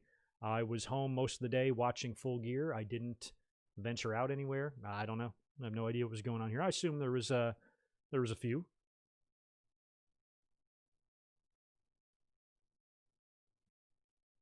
Ooh, man, no, I cannot drink that. I don't like sweet tea. Hate it. I hate tea.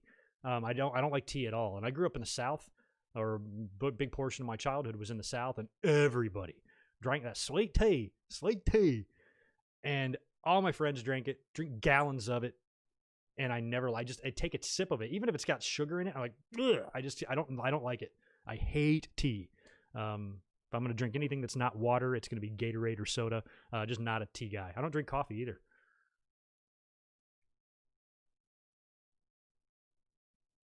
Oh man, Transferring Heat podcast. I could do an entire episode on that. I think we've talked a lot about that. I know over the years, Bret Hart potentially staying in WWE in '97 and not leaving. That would have greatly affected everything. And I think it would have been really impossible to book anything with Bret and Shawn still being there. I think it would be in a much better full circle moment for Steve if he wrestled Bret at WrestleMania 14, because they had a barn burner at 13. It would be impossible to outdo that. But if you put Bret and Steve in the main event of WrestleMania 14 after their match from the previous year, and Austin beats him with the stunner, pins him in the middle of the ring, I think that would have been just as significant, if not more so, in terms of him winning the title and what it meant for him, because he was never able to get that win back over Bret. They worked as heel and babyface like a little bit after WrestleMania 13. They had the In Your House match that I think Austin won, maybe via DQ or something. But they never, Austin was never able to get that win back from Bret. So I think that would have been the better story there, but it would have been really difficult to book that with Bret staying the champion until WrestleMania. What do you do with Shawn during all that? Because he was an absolute nightmare to deal with during this time. Just a ridiculous prick on drugs. He would have caused so much turmoil and so many problems, and he would have fought, not being in the main event tooth and nail. Who knows, the match with The Undertaker might not have even happened at the Royal Rumble, because Shawn won the title for Bret and then defended against Undertaker at Rumble, and that's when he got injured. So had Bret not left, not only could you do Bret and Steve in the main event of Mania 14, Shawn might have not gotten injured, which in a lot of ways might have caused him to not meet Rebecca. He might have not turned his life around, and he might be dead. So there's a lot of what ifs to that scenario. One person who I think would not most definitely be dead is Owen Hart. I've mentioned that time and time again, that my biggest regret about the screw job is not only did I not get to see Bret Hart see his career through in WWE and everything ended so badly, I firmly believe if Bret would have remained in the company, Owen would have never been the Blue Blazer, and he would have never been up in the fucking ceiling. Period. And he'd be alive today, right now, as a 50-something-year-old old man living with Martha and his kids, as happy as can be as a retired wrestler with plenty of money in the bank. Instead, he's dead. So there's a lot of things that could have been changed with the screw job, and that's the biggest. I wish I played video games. I did hear about AEW, the AEW video game that they've been working on. I've heard about AEW trading cards. They, of course, have got the merchandise and the toy belts and action figures and all that stuff, but I don't really collect action figures and I don't play video games. So I just hope the game is good for, for those who play video games and understand what makes a good game compared to a bad one. I hope it's good because I believe, correct me if I'm wrong, the WWE game that came out like this year or last year, whatever the fuck, everybody was shitting on it, glitches out the ass, poorly put together, lazily done, that sort of thing. So if they got an AEW video game coming out, as long as it's developed well, I hope it's not a waste of money. What do video games cost these days? $60 or something? I hope it's good.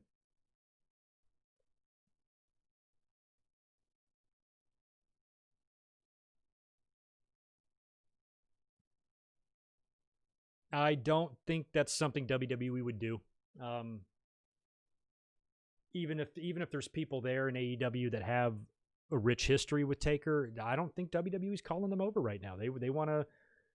They usually don't do that type of thing. AEW, I think, would be open to it because, I mean, they had Don Callis, who's a TNA executive, on commentary at Full Gear, and they've got the NWA Women's Champion on the show as well, and they've got some working relationships with a couple of companies, and there's a lot of talk that New Japan and AEW could have an arrangement in the future as well. But WWE doesn't go that way. They tend not to do it. It's not their style, and everything that WWE's ever done tells me that's something they're not going to do. And in terms of AEW, who the hell's over there that really has significant history with Taker? I'd say Jake. Fuck, other than that, I don't know really. Not really even Jericho or Miro, none of those guys. Moxley, nobody has any really significant history with Taker. So it would have to be like Kane being there or something, and they wanted him to come back or whatever. So I don't think we're going to see that. Closest thing we got to that was Billy Gunn at the Hall of Fame, going in with DX after he had signed with AEW. Remember that pissant company? Thank you for that, Justin Kong Lang. The sweet tea rant. Please make this a sound bit. I'm from Texas, and these people love them some sweet tea. I don't know what it is. I thought I would grow into it, because everything else about the South, I like the food. It's really, really unhealthy food. Which is why a lot of people in the South are so overweight and stuff, because they cook with lard and butter, but it's goddamn delicious. It is delicious. I will love any sort of country kitchen buffet. I love country ham. I don't like biscuits and gravy too much, but I like a lot of Southern food. I love fried chicken and any of that other stuff that you tend to see in the South. I love all that stuff, but the one thing I cannot get behind is sweet tea and grits. Grits are fucking gross, and I don't know how y'all you eat that stuff. Other than that, I'm all in on Southern food. But yeah, that sweet tea is nasty. I don't know. I don't like it.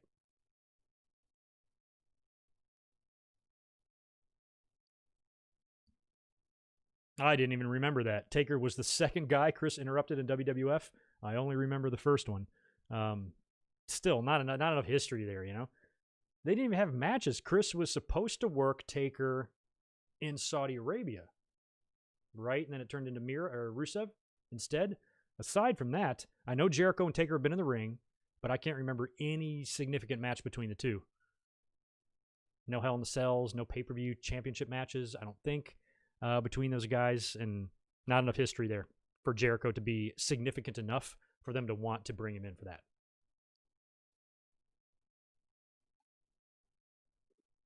Deep fried lobster, I'd try that. I think I've had it. I love fried shrimp too. It's another thing I'll say about the East Coast that I was surprised about moving out here to the West Coast. I live on the beaches of San Diego, man. I'm right here on the coast and stuff, and I still prefer seafood on the East Coast. It's just better, something about it. You can do that like the calabash style and get fried stuff, which is also delicious, but in terms of, just good fish, like a good white fish, like a wahoo or something like that. I always enjoyed that more on the East Coast.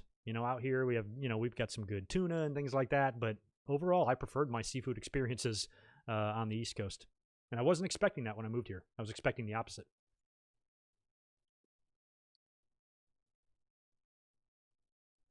I'm sorry, Midwest Goon. I had to. I don't get it. Another thing about the biscuits and gravy that I don't love is I don't like any sort of food that's just got slop on top of it. You know what else I hate? Our friends in Canada, raise your hand if you're from Canada. How the fuck do you eat a poutine? Sounds like poo-poo is what it sounds like. Just fucking fries with chili and shit and gravy and syrup and ketchup and chocolate on top of it. Like, how the fuck do you eat that? So it's just too big. It's too, like, just mushy and mashy and fucking gross. So, biscuits and gravy are kind of the same thing to me. It's just too big. It's just too big and gross. I can't eat big, gross food. I'm just not, I don't like it. So I think that's my biggest issue with biscuits and gravy. If I took a forkful of the gravy and tasted it, I'd probably like it. But just this big plate that looks like dog vomit, I can't eat it. Can't eat it. Something about it. Oh, yeah. Jericho beat Taker, I think you mean Taker, at Elimination Chamber for the title in 2010. That was before WrestleMania 26, which was Shawn's last match, and Jericho worked Edge, right? I suppose, but still, that's not even a one-on-one. That's Elimination Chamber. There's a million guys in there. I don't know, yeah. Well, at least that's a championship match. I was trying to think of anything significant they'd have done. What was the year that Taker got burned at Elimination Chamber? Remember the pyro came up and burned him to shit and they had to hand him like water bottles while he's in the pod? Is that the same year? Sucks for Taker. He's got to go out there and not only lose his belt, but get burned up. Hey, Biscuits and Gravy was a pretty funny tag team, right? Ooh, bacon gravy. Sounds very healthy. Yeah, Sonny Man, that's what they were telling me there.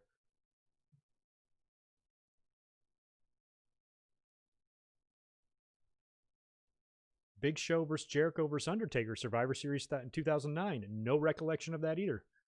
I was barely watching around that point because that was prior to me starting YouTube. And I was in a job that I hated. I was about 9 months away from moving to the West Coast. And wrestling wasn't heavily on my radar around that time. So I barely remember Survivor Series 09. Hey, Rock coming back for Survivor Series would be cool. I mean, if he taped a Hall of Fame induction speech for Kenny Shamrock, there's no reason why he can't tape something for The Undertaker, right? It would be cool if he did a throwback, took his glasses off and did the die, die, die thing from back in the day. That would be spectacular. 2010 was the burning of the Taker. That's sad. Mike Witt, we've talked about that too. Not only have we talked about Brett not leaving in 97, what if Nash and Hall didn't leave in 96? That would have been interesting as well. It would have greatly changed the landscape, and I think if they didn't leave, we might not have seen the shift. Wrestling would not have boomed without them leaving. So we needed them to leave in order for the Attitude Era to be born and Austin to be created. I think without Hall and Nash leaving, Steve doesn't get on the map. He doesn't get on the map. He won't be, he wouldn't. He's too charismatic not to, but if they don't leave, then you got to remember you also don't have the curtain call, which resulted in the punishment of Triple H not winning the King of the Ring in 96. Austin did, cut the promo, Star is Born. So Hall and Nash not leaving means no curtain call, means no punishment for Triple H. Not only do you probably have Kevin Nash at the top of the world title scene, maybe along with Shawn, you got Razor as the IC champion, and now you got Hunter as the King of the Ring. Click rules, man. So I think as much as I was devastated when they left, because I was a big Hall and Nash fan in WWE, I loved Razor and Diesel. And as somebody that was firmly on the side of the WWE war with WCW, I considered that to be a huge blow. One that almost might be unrecoverable for WWE. Losing those two guys at the same time to the competition and them going over there and doing what they did, acting like outsiders, forming the NWO with Hogan. Holy shit, man. So as much as that disappointed me as a WWE fan, in hindsight, it's the best thing that ever happened to wrestling. Those guys going over there. Because it, number one, created, guaranteed money, which can be, can hinder a company, but also, help stabilize your roster and your talent. There's pros and cons to that. But it also, did so much for changing the attitude in wrestling because WWE was still living in the past. They were still living in that hokey. I don't even know why I liked it half the time because some of it was just so silly, and just so cartoony. And it just really made you, embarrassed to be a wrestling fan with these wacky ass characters. It wasn't until NWO put the pressure on WWE and Vince did the promo and, we're going to start going in a different direction. And they really strapped a rocket to Austin. And without all of that, you wouldn't have had the success that the Attitude Era had. You wouldn't have had the sellout shows. You wouldn't have had the great pay-per-views.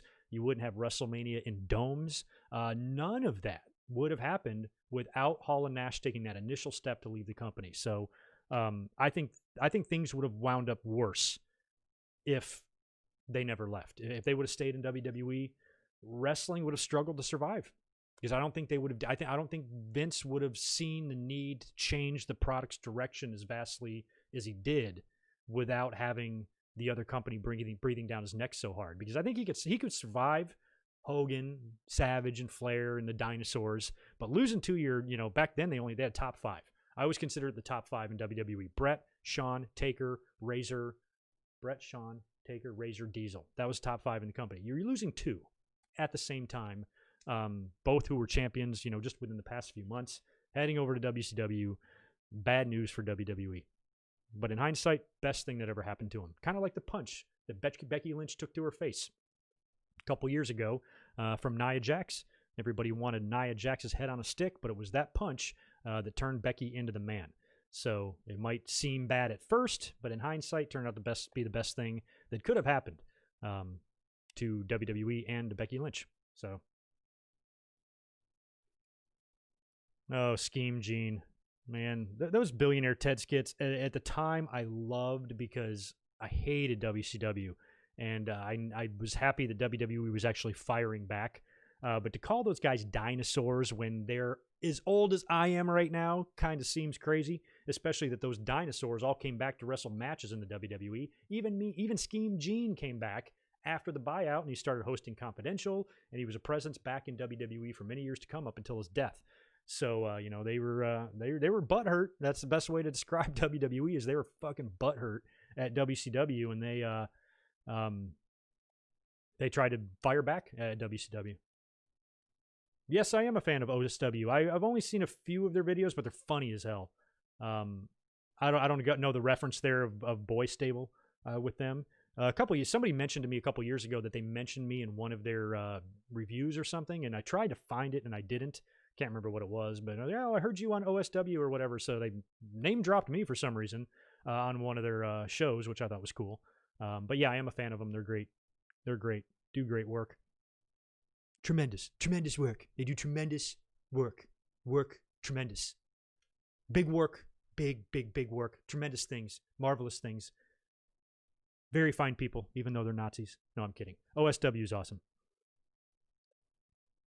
What if Taker would have gone to WCW? He wouldn't have. I know there was talk of them trying to get over there, but everything he was the Undertaker character. He'd be taking even bigger risk than Hall and Nash, who were also previously there. There's Vinny Vegas and Oz and Diamond Stud. Shit gimmicks. Going back to the same company that slapped that bullshit on you the first time was a risk. And they went by their real names, and it all worked out for them. But they had attitudes. They were cocky, they were arrogant, they had that persona. And Taker did not have that. He hadn't turned into the American Badass yet. He hadn't gotten fluid in his promo cutting and stuff. He was still that I'm the dead man. So he'd have to go over there literally as a completely new character. Probably a lot like what we saw with the American Badass. Probably on a motorcycle, probably with a black trench coat and a bandana and all that shit. But he would have to be Mean Mark, or he'd have to be, Mark Calloway, or he'd have to be something like that. I feel like since they used Hall and Nash's real names, they'd probably use his too, instead of creating, some alternate character name for him. And it wouldn't have been as good. Presentation wouldn't have been as good. All the lighting and the music treatment and everything they did for The Undertaker made that. I think he would have, unlike Hall and Nash, who I think not only achieved the same level of success they had in WWE, but they even achieved more in terms of like a game-changing defection like that. I don't think Undertaker would have had that same impact. I think a lot of fans would have missed him being the Undertaker, where you might not have gotten that as much with Razor and Diesel. Just my opinion, because I was there at the time, living this all in real time, and judging, the temperature of the water, what the fans were like back then. I don't think anybody really would have liked that. And it would have also painted Undertaker as just another one of those guys. Wow, he left Vince for the money. And I think Vince knew that too and did whatever he could do to hang on to Undertaker and treat him as fairly as he could and pay him what he could. And Undertaker rewarded him with his loyalty. So he's one that I'm glad didn't go. Probably my biggest regrets, was Brett. But if Taker would have gone, that would have been game over for WWE, I think. Even by the next year when Hall and Nash were gone, the next logical choice to anoint as champion was Undertaker. That was the move that needed to be made in 1997. He was pretty much the strongest character you now had on your roster, aside from maybe a Brett or a bubbling Stone Cold Steve Austin. Taker needed to go on there and beat Sid and put the belt on him. Because at least he's somebody that when you compare him to anybody on the WCW's roster, you're like, Undertaker's better. So he was the right guy. Thank you for that. December pay-per-views are TakeOver and TLC. Ryan, you want to hit me with the dates on those? How far apart are they? I have no idea the pay-per-view schedule. So we got 2 of them coming up, and they might even be on consecutive Sundays. I don't know. One for NXT and one for WWE.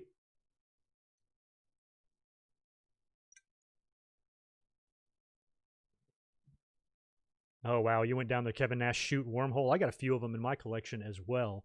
I don't remember. I knew he played basketball for Tennessee. I didn't know he slapped his coach. For real? He slaps a lot of people. He slapped Roddy Piper backstage. He slapped Samoa Joe backstage. Now he's slapping coaches. It's okay. I forgive him. Kevin Nash is like literally on my top 5 favorite people in the world. So he gets a pass. But why is he slapping bitches? What the hell? Oh, thank you. A boy stable is like undercard guys that you loved either now or in the past for no reason. Okay, well, I'd have to give that some thought because that's a lot of there's a lot of material there over the 40 years nearly that I've been a wrestling fan to think about underneath guys that I could put together in a stable. Maybe I'll randomly think about that and put it on the Twitter. So follow me. What if the streak never broke? I think it would have probably in the final match. I think it would have if he beat Brock and didn't lose to him, I think he would have continued to win until he ran into Roman. If it was up to me, I would keep the streak intact. But I think Vince, it's kind of in his nature to do that. And I think that even if he survived Brock, he'd eventually drop the streak, as part of the send-off for The Undertaker. But if I'm in charge, he never loses. He retires undefeated at WrestleMania because that's something that's pretty goddamn awesome, if you ask me. I like all these what ifs. This is more fun than the show, even though there's not many people in here. We're making the best of it here. One of my lowest Raw audiences of all time, and even lowest amount of likes. So help me out, y'all. Ooh, I like that one. What if Bischoff would have had the garage door open when DX was invading Nitro? Man, they say that all the time. Eric has said it in multiple interviews. If I have one regret, I would have opened the door and let them drive that Jeep all the way down to ringside. But would you have really? The pending lawsuits that would happen there. I almost think I think it would have been a good idea for them to open the door just for WWE. It would have made them look good because WWE, I think, would have backed off. I think if they opened the door, Bruce, who was there, wouldn't have let him in. He would have, we are not going in there. We can't. This would be a huge problem and could result in litigation and all sorts of shit. As awesome of a moment it would be. As a matter of fact, I was at Raw, live in the audience during that show.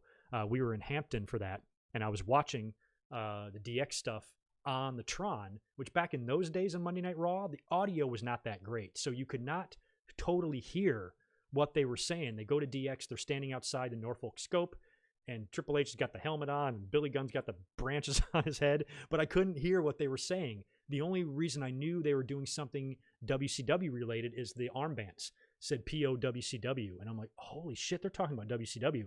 And then they show, as they go through the town and talking to the fans and going up to the garage door and stuff. So I was at Raw in the building during that episode. Fun times, man. Thank you for that, James Rosano. I appreciate your support very much. Ming and Finley would have killed DX. Ming by himself probably would have.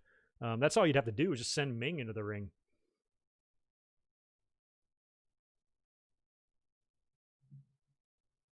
that would Transferring Heat podcast. That's a good what if. I think that would be a seamless transition. I think if Paul Heyman came in as Paulie Dangerously in '93 instead of James E. Cornette, I think he could have filled that role just as good as Jim with Yoko. I think he'd be a great American spokesperson.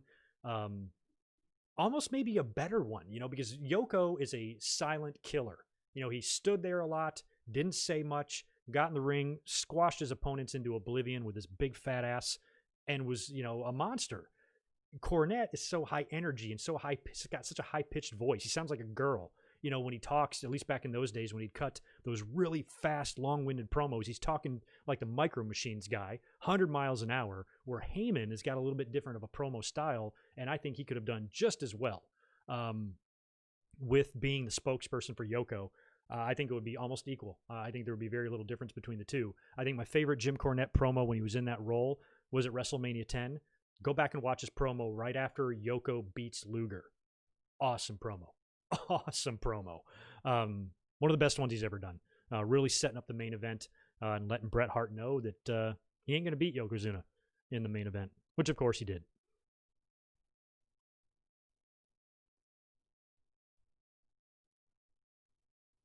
Yeah, thanks for that, James. Thank you for that, Ryan. TakeOver is December 6th, so that's coming up relatively soon, and TLC is right before Xmas on the 20th. And depends on if they are moved because NBA wants to start December 22nd. How would that affect WWE if the NBA wants to start? I don't think it would matter. I was kind of hoping Christmas Day would be the opening day for the NBA. Boy, those poor guys. No off season at all, man. Jumping right back into the year.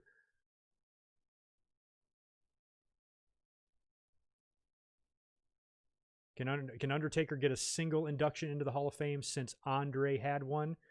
Maybe, but Andre was like a special scenario. I also think that was a knee-jerk type of reaction. I think when Andre passed, they simultaneously came up with the idea for the Hall of Fame, and I believe his induction wasn't done in a banquet hall. They didn't do that till the next year, 94, when like Arnold Skoland and Snuka, maybe not Snuka. Yeah, Snuka, Bobo Brazil, people like that, they all went into the Hall of Fame. Antonino Rocca, guys like that, they all went in that 94 class. But before that, Andre, I think just went in by himself. And if I remember right, it was a video package on him, I think. And I think it was done on Raw. That's what I remember of it. Like he was the first inductee. So, that was a special situation.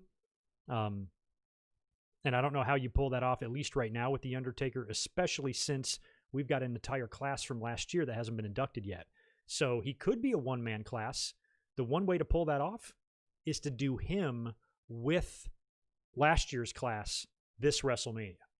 You knock out 2020 first to get everybody out there, including Dave Bautista, let him do his thing, and then to close the show, you have The Undertaker going in as the sole member of the 2022 class, which gives you a way to do that, but with also being able to fill the show with other inductions, because you can't put 20,000 people or whatever it is in an arena to come watch one induction. If you want to do a video package like they did with Andre, fine, but you can't do that and expect fans to pay to come see that. I would, but you're going to have a 30-minute show. That's all. Everybody's going to be out of the building. So I think the one way to make that happen is to combine it with last year's and don't add any other inductions this year and let Undertaker stand alone. That's the way I would do it. WWE, you listening, man? Thanks for $2 more, James Rosano. I appreciate that, man. What if Magnum TA doesn't have the accident? Then I think Magnum TA would be world champion in WCW, and I think Vince would have brought him in around 92. I can even have it pinpointed in my mind, like based on Magnum's career and what he was doing up until that point. When Vince brought him in, I think he would come in similar around the same time that Ric Flair came in, and then a year later Scott Hall came in, and then Diesel came in, things like that. I think Magnum might have been brought in around there, but I think Vince would have WCW would have had to put the belt on him because I think Vince would have been targeting him, because he had that look. I think he could have gotten over as Hogan. So I think they would have tried to get their hands on him. And that would force WCW to say, we'll put the title on you, we'll give you the keys to the store, we want to keep you here, kind of thing. So it'd be interesting to see what Magnum decided to do. You know, if he took a meeting with Vince and Vince is like, I'm going to push you to the fucking moon, you're going to make 10 times more than you ever made for them. Or if WCW is going to say, you know, stick with us here. I think Magnum would have been better off to stay in the NWA or WCW just because he was, you know, he had that Beatle-like mentality. Women threw their panties at him. They loved Magnum TA. So him going to WWE would be a big risk. Yeah, Vince can promise you the world. Yeah, Vince has this marketing machine behind him that can really help get people over, but it can also backfire. You know, you can also have people like Barry Windham coming in as the Widowmaker. What? You know, like, so they could have brought Magnum TA in and probably not called him Magnum TA. They might have called him something else, and he might have never reached the heights, you know, because even though he had that Hogan-type charisma, that Hogan-type of look, that Hogan-type of vibe, would he have survived there politically with Hogan in the locker room? I say no. So I think maybe he was better off, you know, staying where he was and becoming, you know, it could be like Flair, Sting, Magnum could be your three, you know, big major stars of the NWA era. I think you've been better off staying there, honestly, because he could have been just huge. He could have not rivaled or overtaken, but he could have at least been in the conversation with Hogan in terms of the most popular. You know, Ric Flair and Hogan always talked about who's the better, you know, overall professional wrestler. But Flair, you know, he's the dirtiest player in the game. He's been a heel most of his life. Hogan's been, you know, this real American babyface. Magnum had that type of babyface feel to him, and to have him in WCW as a babyface champion and Hogan in WWE as a babyface champion, that would have really sparked a lot of debate with the fans. A lot of wrestling magazines would have been really, you know, especially PWI, who at the end of every month would list the top 10 wrestlers in both companies, you know, and sometimes the top 10 overall as well. It would be interesting to see Hogan and Magnum, you know, jockeying for that position. So it's a shame what happened to him. I'm just relieved that Magnum survived. You know, he's still alive and well, you know, and doing interviews and doing his thing, but never wrestled again. Huge potential lost.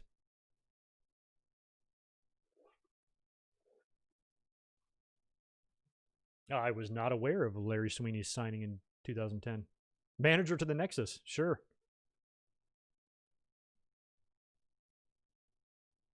Yeah, and you're right, Midwest, about Nikita. He's another guy that if they brought him in, he would undoubtedly be fed to Hogan. Possibly big money match and everything, but based on the way Hogan was always booked, nobody ever beat him. You know, if anybody ever got one up on Hogan, it came like on the Brother Love show or some shit like that, and they beat him up. They did this. It was just rinse and repeat with them. They did the same thing with Earthquake and the Big Boss Man. They both kicked his ass on the Brother Love show, and then they had a pay-per-view match after that. So, you know, nobody ever, it's not like now where guys like earn a victory over somebody. You know, now the WWE champion gets beat all the time, just randomly in matches. So it's just different time back then, different booking philosophies and stuff. So I think that Nikita would have been awesome, but who'd you slap him with, man? Because back then, if Nikita came in, he would be with a manager, undoubtedly. So I'd probably put him with Slick or Bobby. I wouldn't put him with Jimmy Hart. I'd put him with, maybe Fuji. I might put him with Fuji. I'd put him with Fuji, Slick, or Bobby. I think would be the best managers for him if he came in. What did I see on him recently? What was it? Some about Nikita Koloff. Oh yeah, I had no idea that he was he like auditioned for the role of Drago in Rocky IV. He was doing the Russian gimmick too, so that actually would have worked. Dolph Lundgren was awesome though, but would have been interesting to see that movie with Nikita in place of Dolph.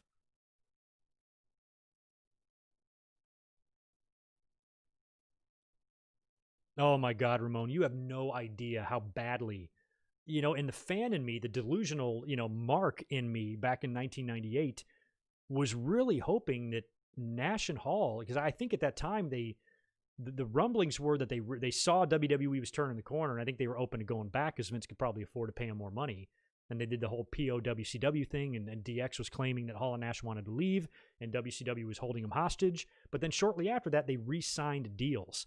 But man, that promo, I can't tell you how jacked up that got me the night after WrestleMania 14 when X-Pac came out and talked about Scott Hall and Kevin Nash, said they'd be standing right here with us if they weren't being held hostage. And I thought to myself, I'm like, my God, imagine if they were. We might be on the cusp of this. You know, whenever their contracts are up, they signed a contract 2 years ago. Maybe their initial contract is up and they got an option for a third year. I don't remember what their contract deal was back in those days, but I really thought 98 could be the year where they would come back and rejoin the group, and that would have been just phenomenal if that happened, but it did not. Signing Gary Hart for Nikita. Gary Hart would be great for Nikita, but then again, you're bringing in two new personalities at the same time. I think if you're bringing in Nikita, especially, you know, for Hogan, you should put him with a manager not only that the fans are used to in the WWE, but also a manager that has history with Hogan. Bobby Heenan has a lot of history with Hogan, a lot of revenge, a lot of access to grind, so he can go out and find somebody that he thinks is the unbeatable man to face Hogan. Fuji's got some experience with Hogan as well, and so does Slick, for that matter, from back in the Big Boss Man and Akeem days. So I think it would make more sense, even though Gary Hart would be a perfect fit. I think makes more sense for an already established WWE manager to lead him.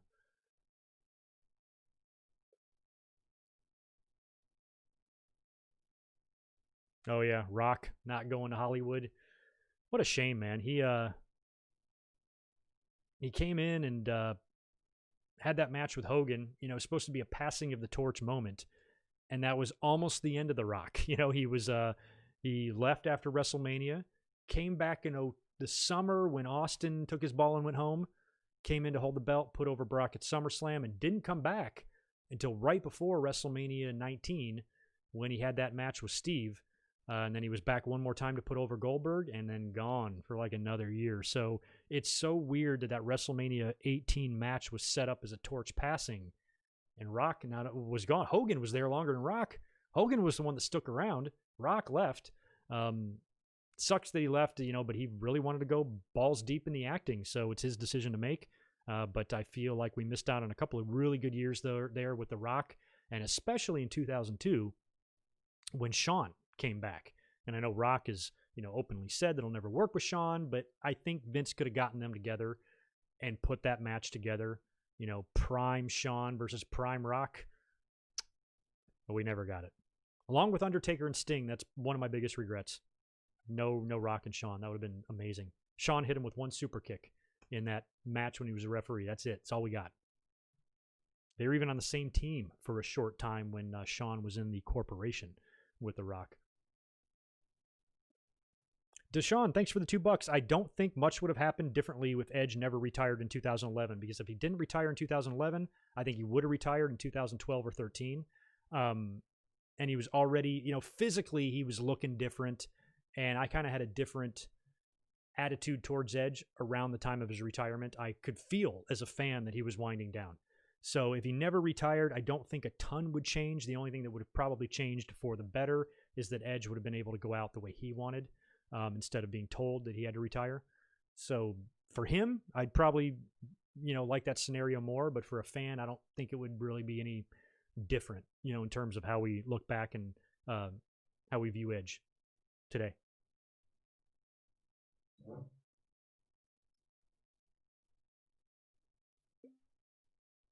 What if Flair and Hogan happened at WrestleMania 8? I think Hogan would have been put over.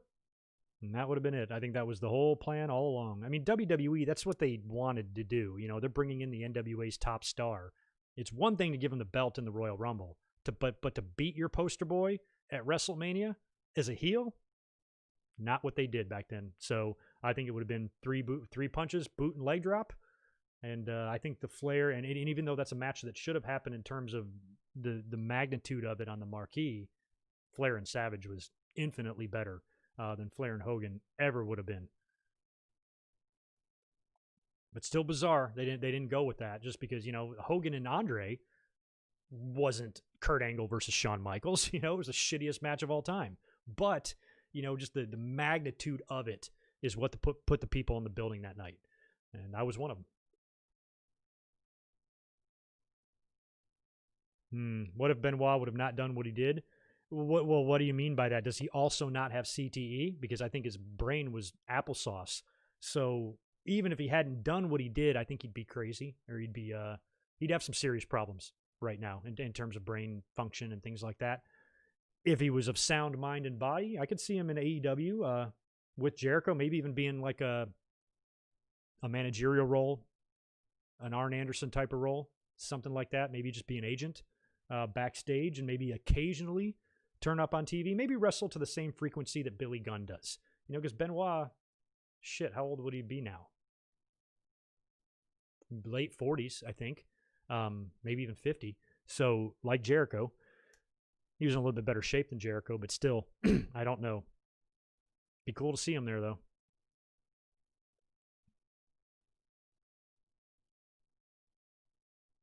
Man, Transferring Heat podcast. That's a good what if there, because what I would have liked to see, because after Warrior left in '92, prior to Survivor Series, leaving Savage by himself, going in a tag match against Razor and Rick with no partner, and they did that whole segment on Primetime Wrestling where they had Savage announcing his partner, and that's when he picked Mr. Perfect, and they went through that whole deal where he slowly kind of turned babyface with Heenan throwing water in his face and slapping him and all that.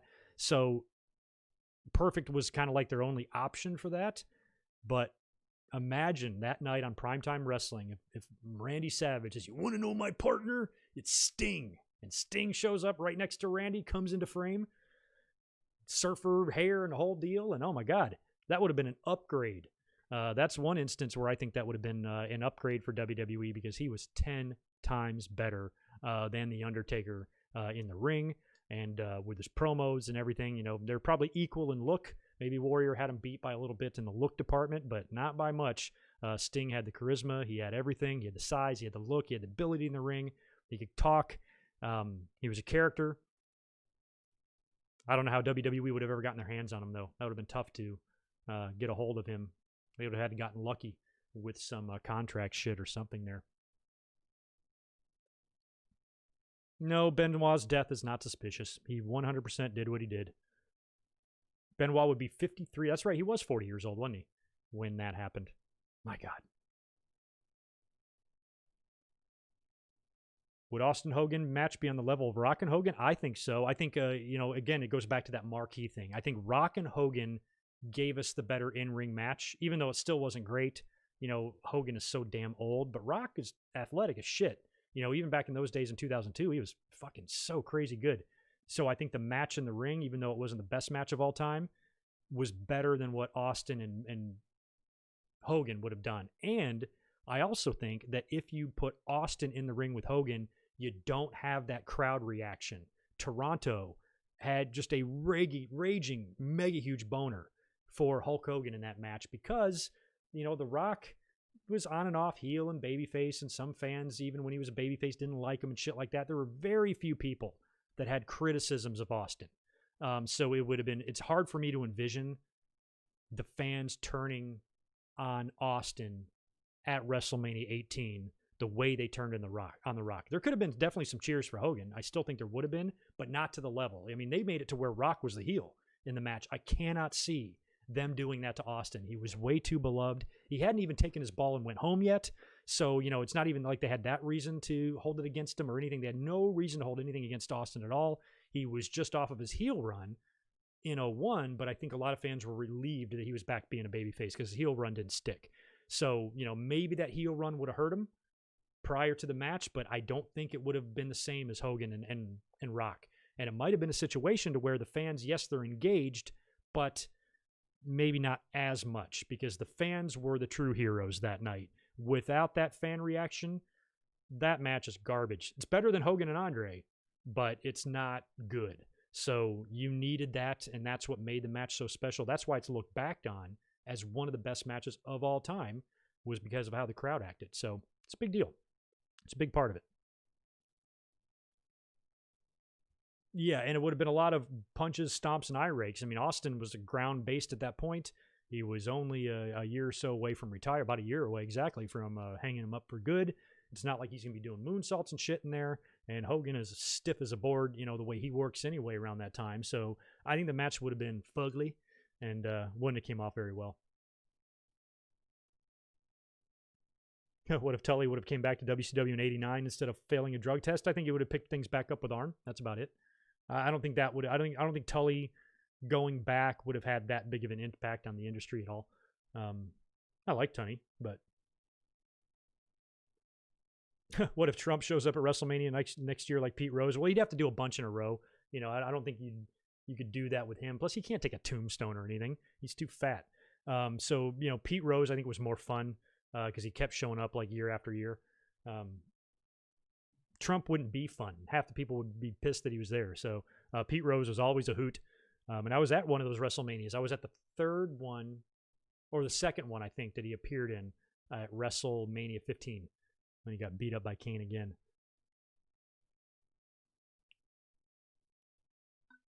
Yep, WrestleMania, Savage and Steamboat, best match. I was there to see it live, and you can't really see it. I don't know if you see above my head. You got a picture of Slick and Bret Hart with a Santa hat on. Behind that is a WrestleMania print of the Randy Savage and Ricky Steamboat match that my girlfriend bought for me for my birthday.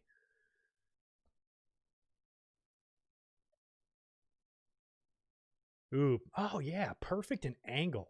I don't know though. Angle, who'd he work with? Kane?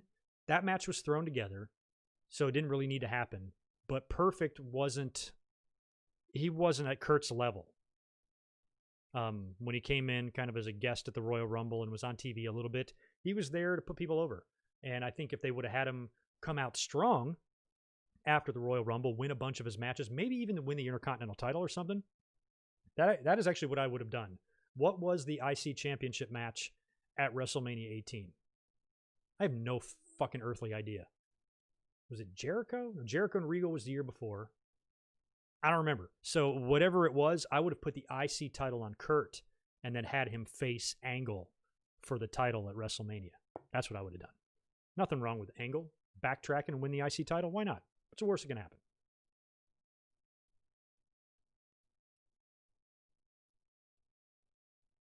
Oh, wow, Deshaun. Is that today? Is today the anniversary of that? Appreciate the $5 too, dude. 21 years ago, the Big Boss Man crashed Big Show's father's funeral and stole the casket. I will never forget that segment. I was kind of disgusted by it a little bit. I thought it was just so stupid. And plus, at that time, that was right when Big Show won the title in 99, and I was a little bit disappointed about that too, because Austin got hurt and had to leave for a year. He was supposed to be in that championship match at Survivor Series. He was replaced by Big Show. Big Show randomly won. Nobody hated the Big Show or anything, but he wasn't super over. The fans cheered hard when he won, and it was a good moment for him. But as a fan, I had very little interest in Big Show's WWF title run, and I felt like he was a placeholder for Triple H, and he was. Triple H won it the final Raw of the year or something. So Big Show only held the belt for a month, and the feud with Boss Man was weird because it was Boss Man, of all people, it just odd. It was just a weird feud that I didn't expect to be happening.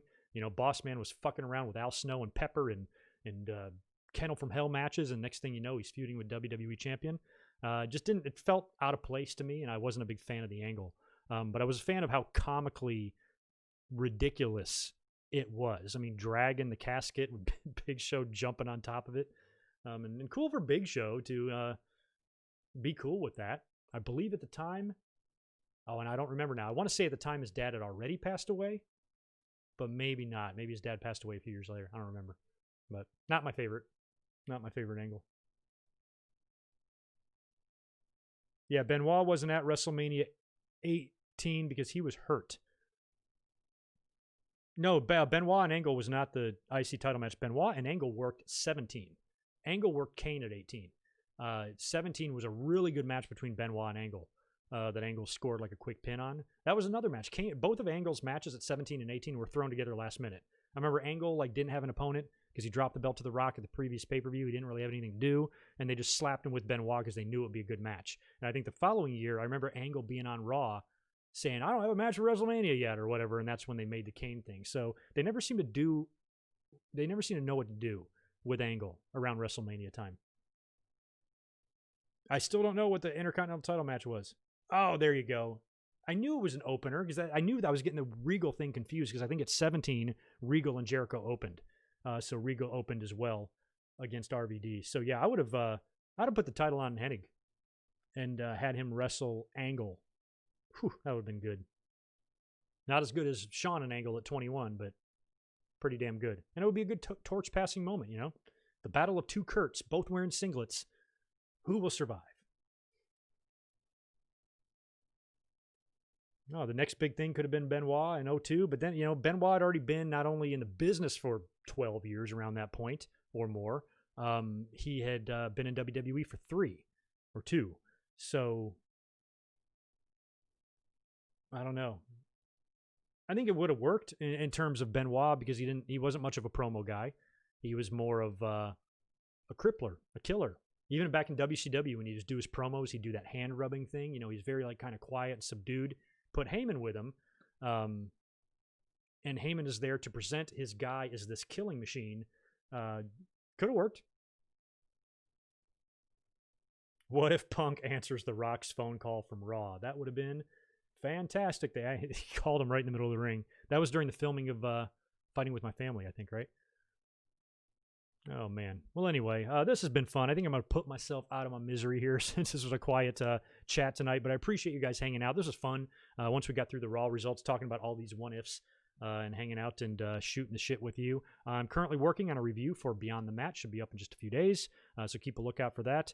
And I'll be back up here this Saturday for a very big podcast, and if any crazy news breaks between now and then, I'll be up here midweek to discuss that as well. I am off this coming Wednesday, so please feel free to follow along with me on Twitter as I live tweet during the Wednesday Night War shows. That should be fun, and hopefully you'll hear from me one time prior to Saturday. If not, you'll see my mug Saturday afternoon for the Winged Eagle. You guys have a great night. Thanks for hanging out. I appreciate it a lot, and I'll catch you in just a few days.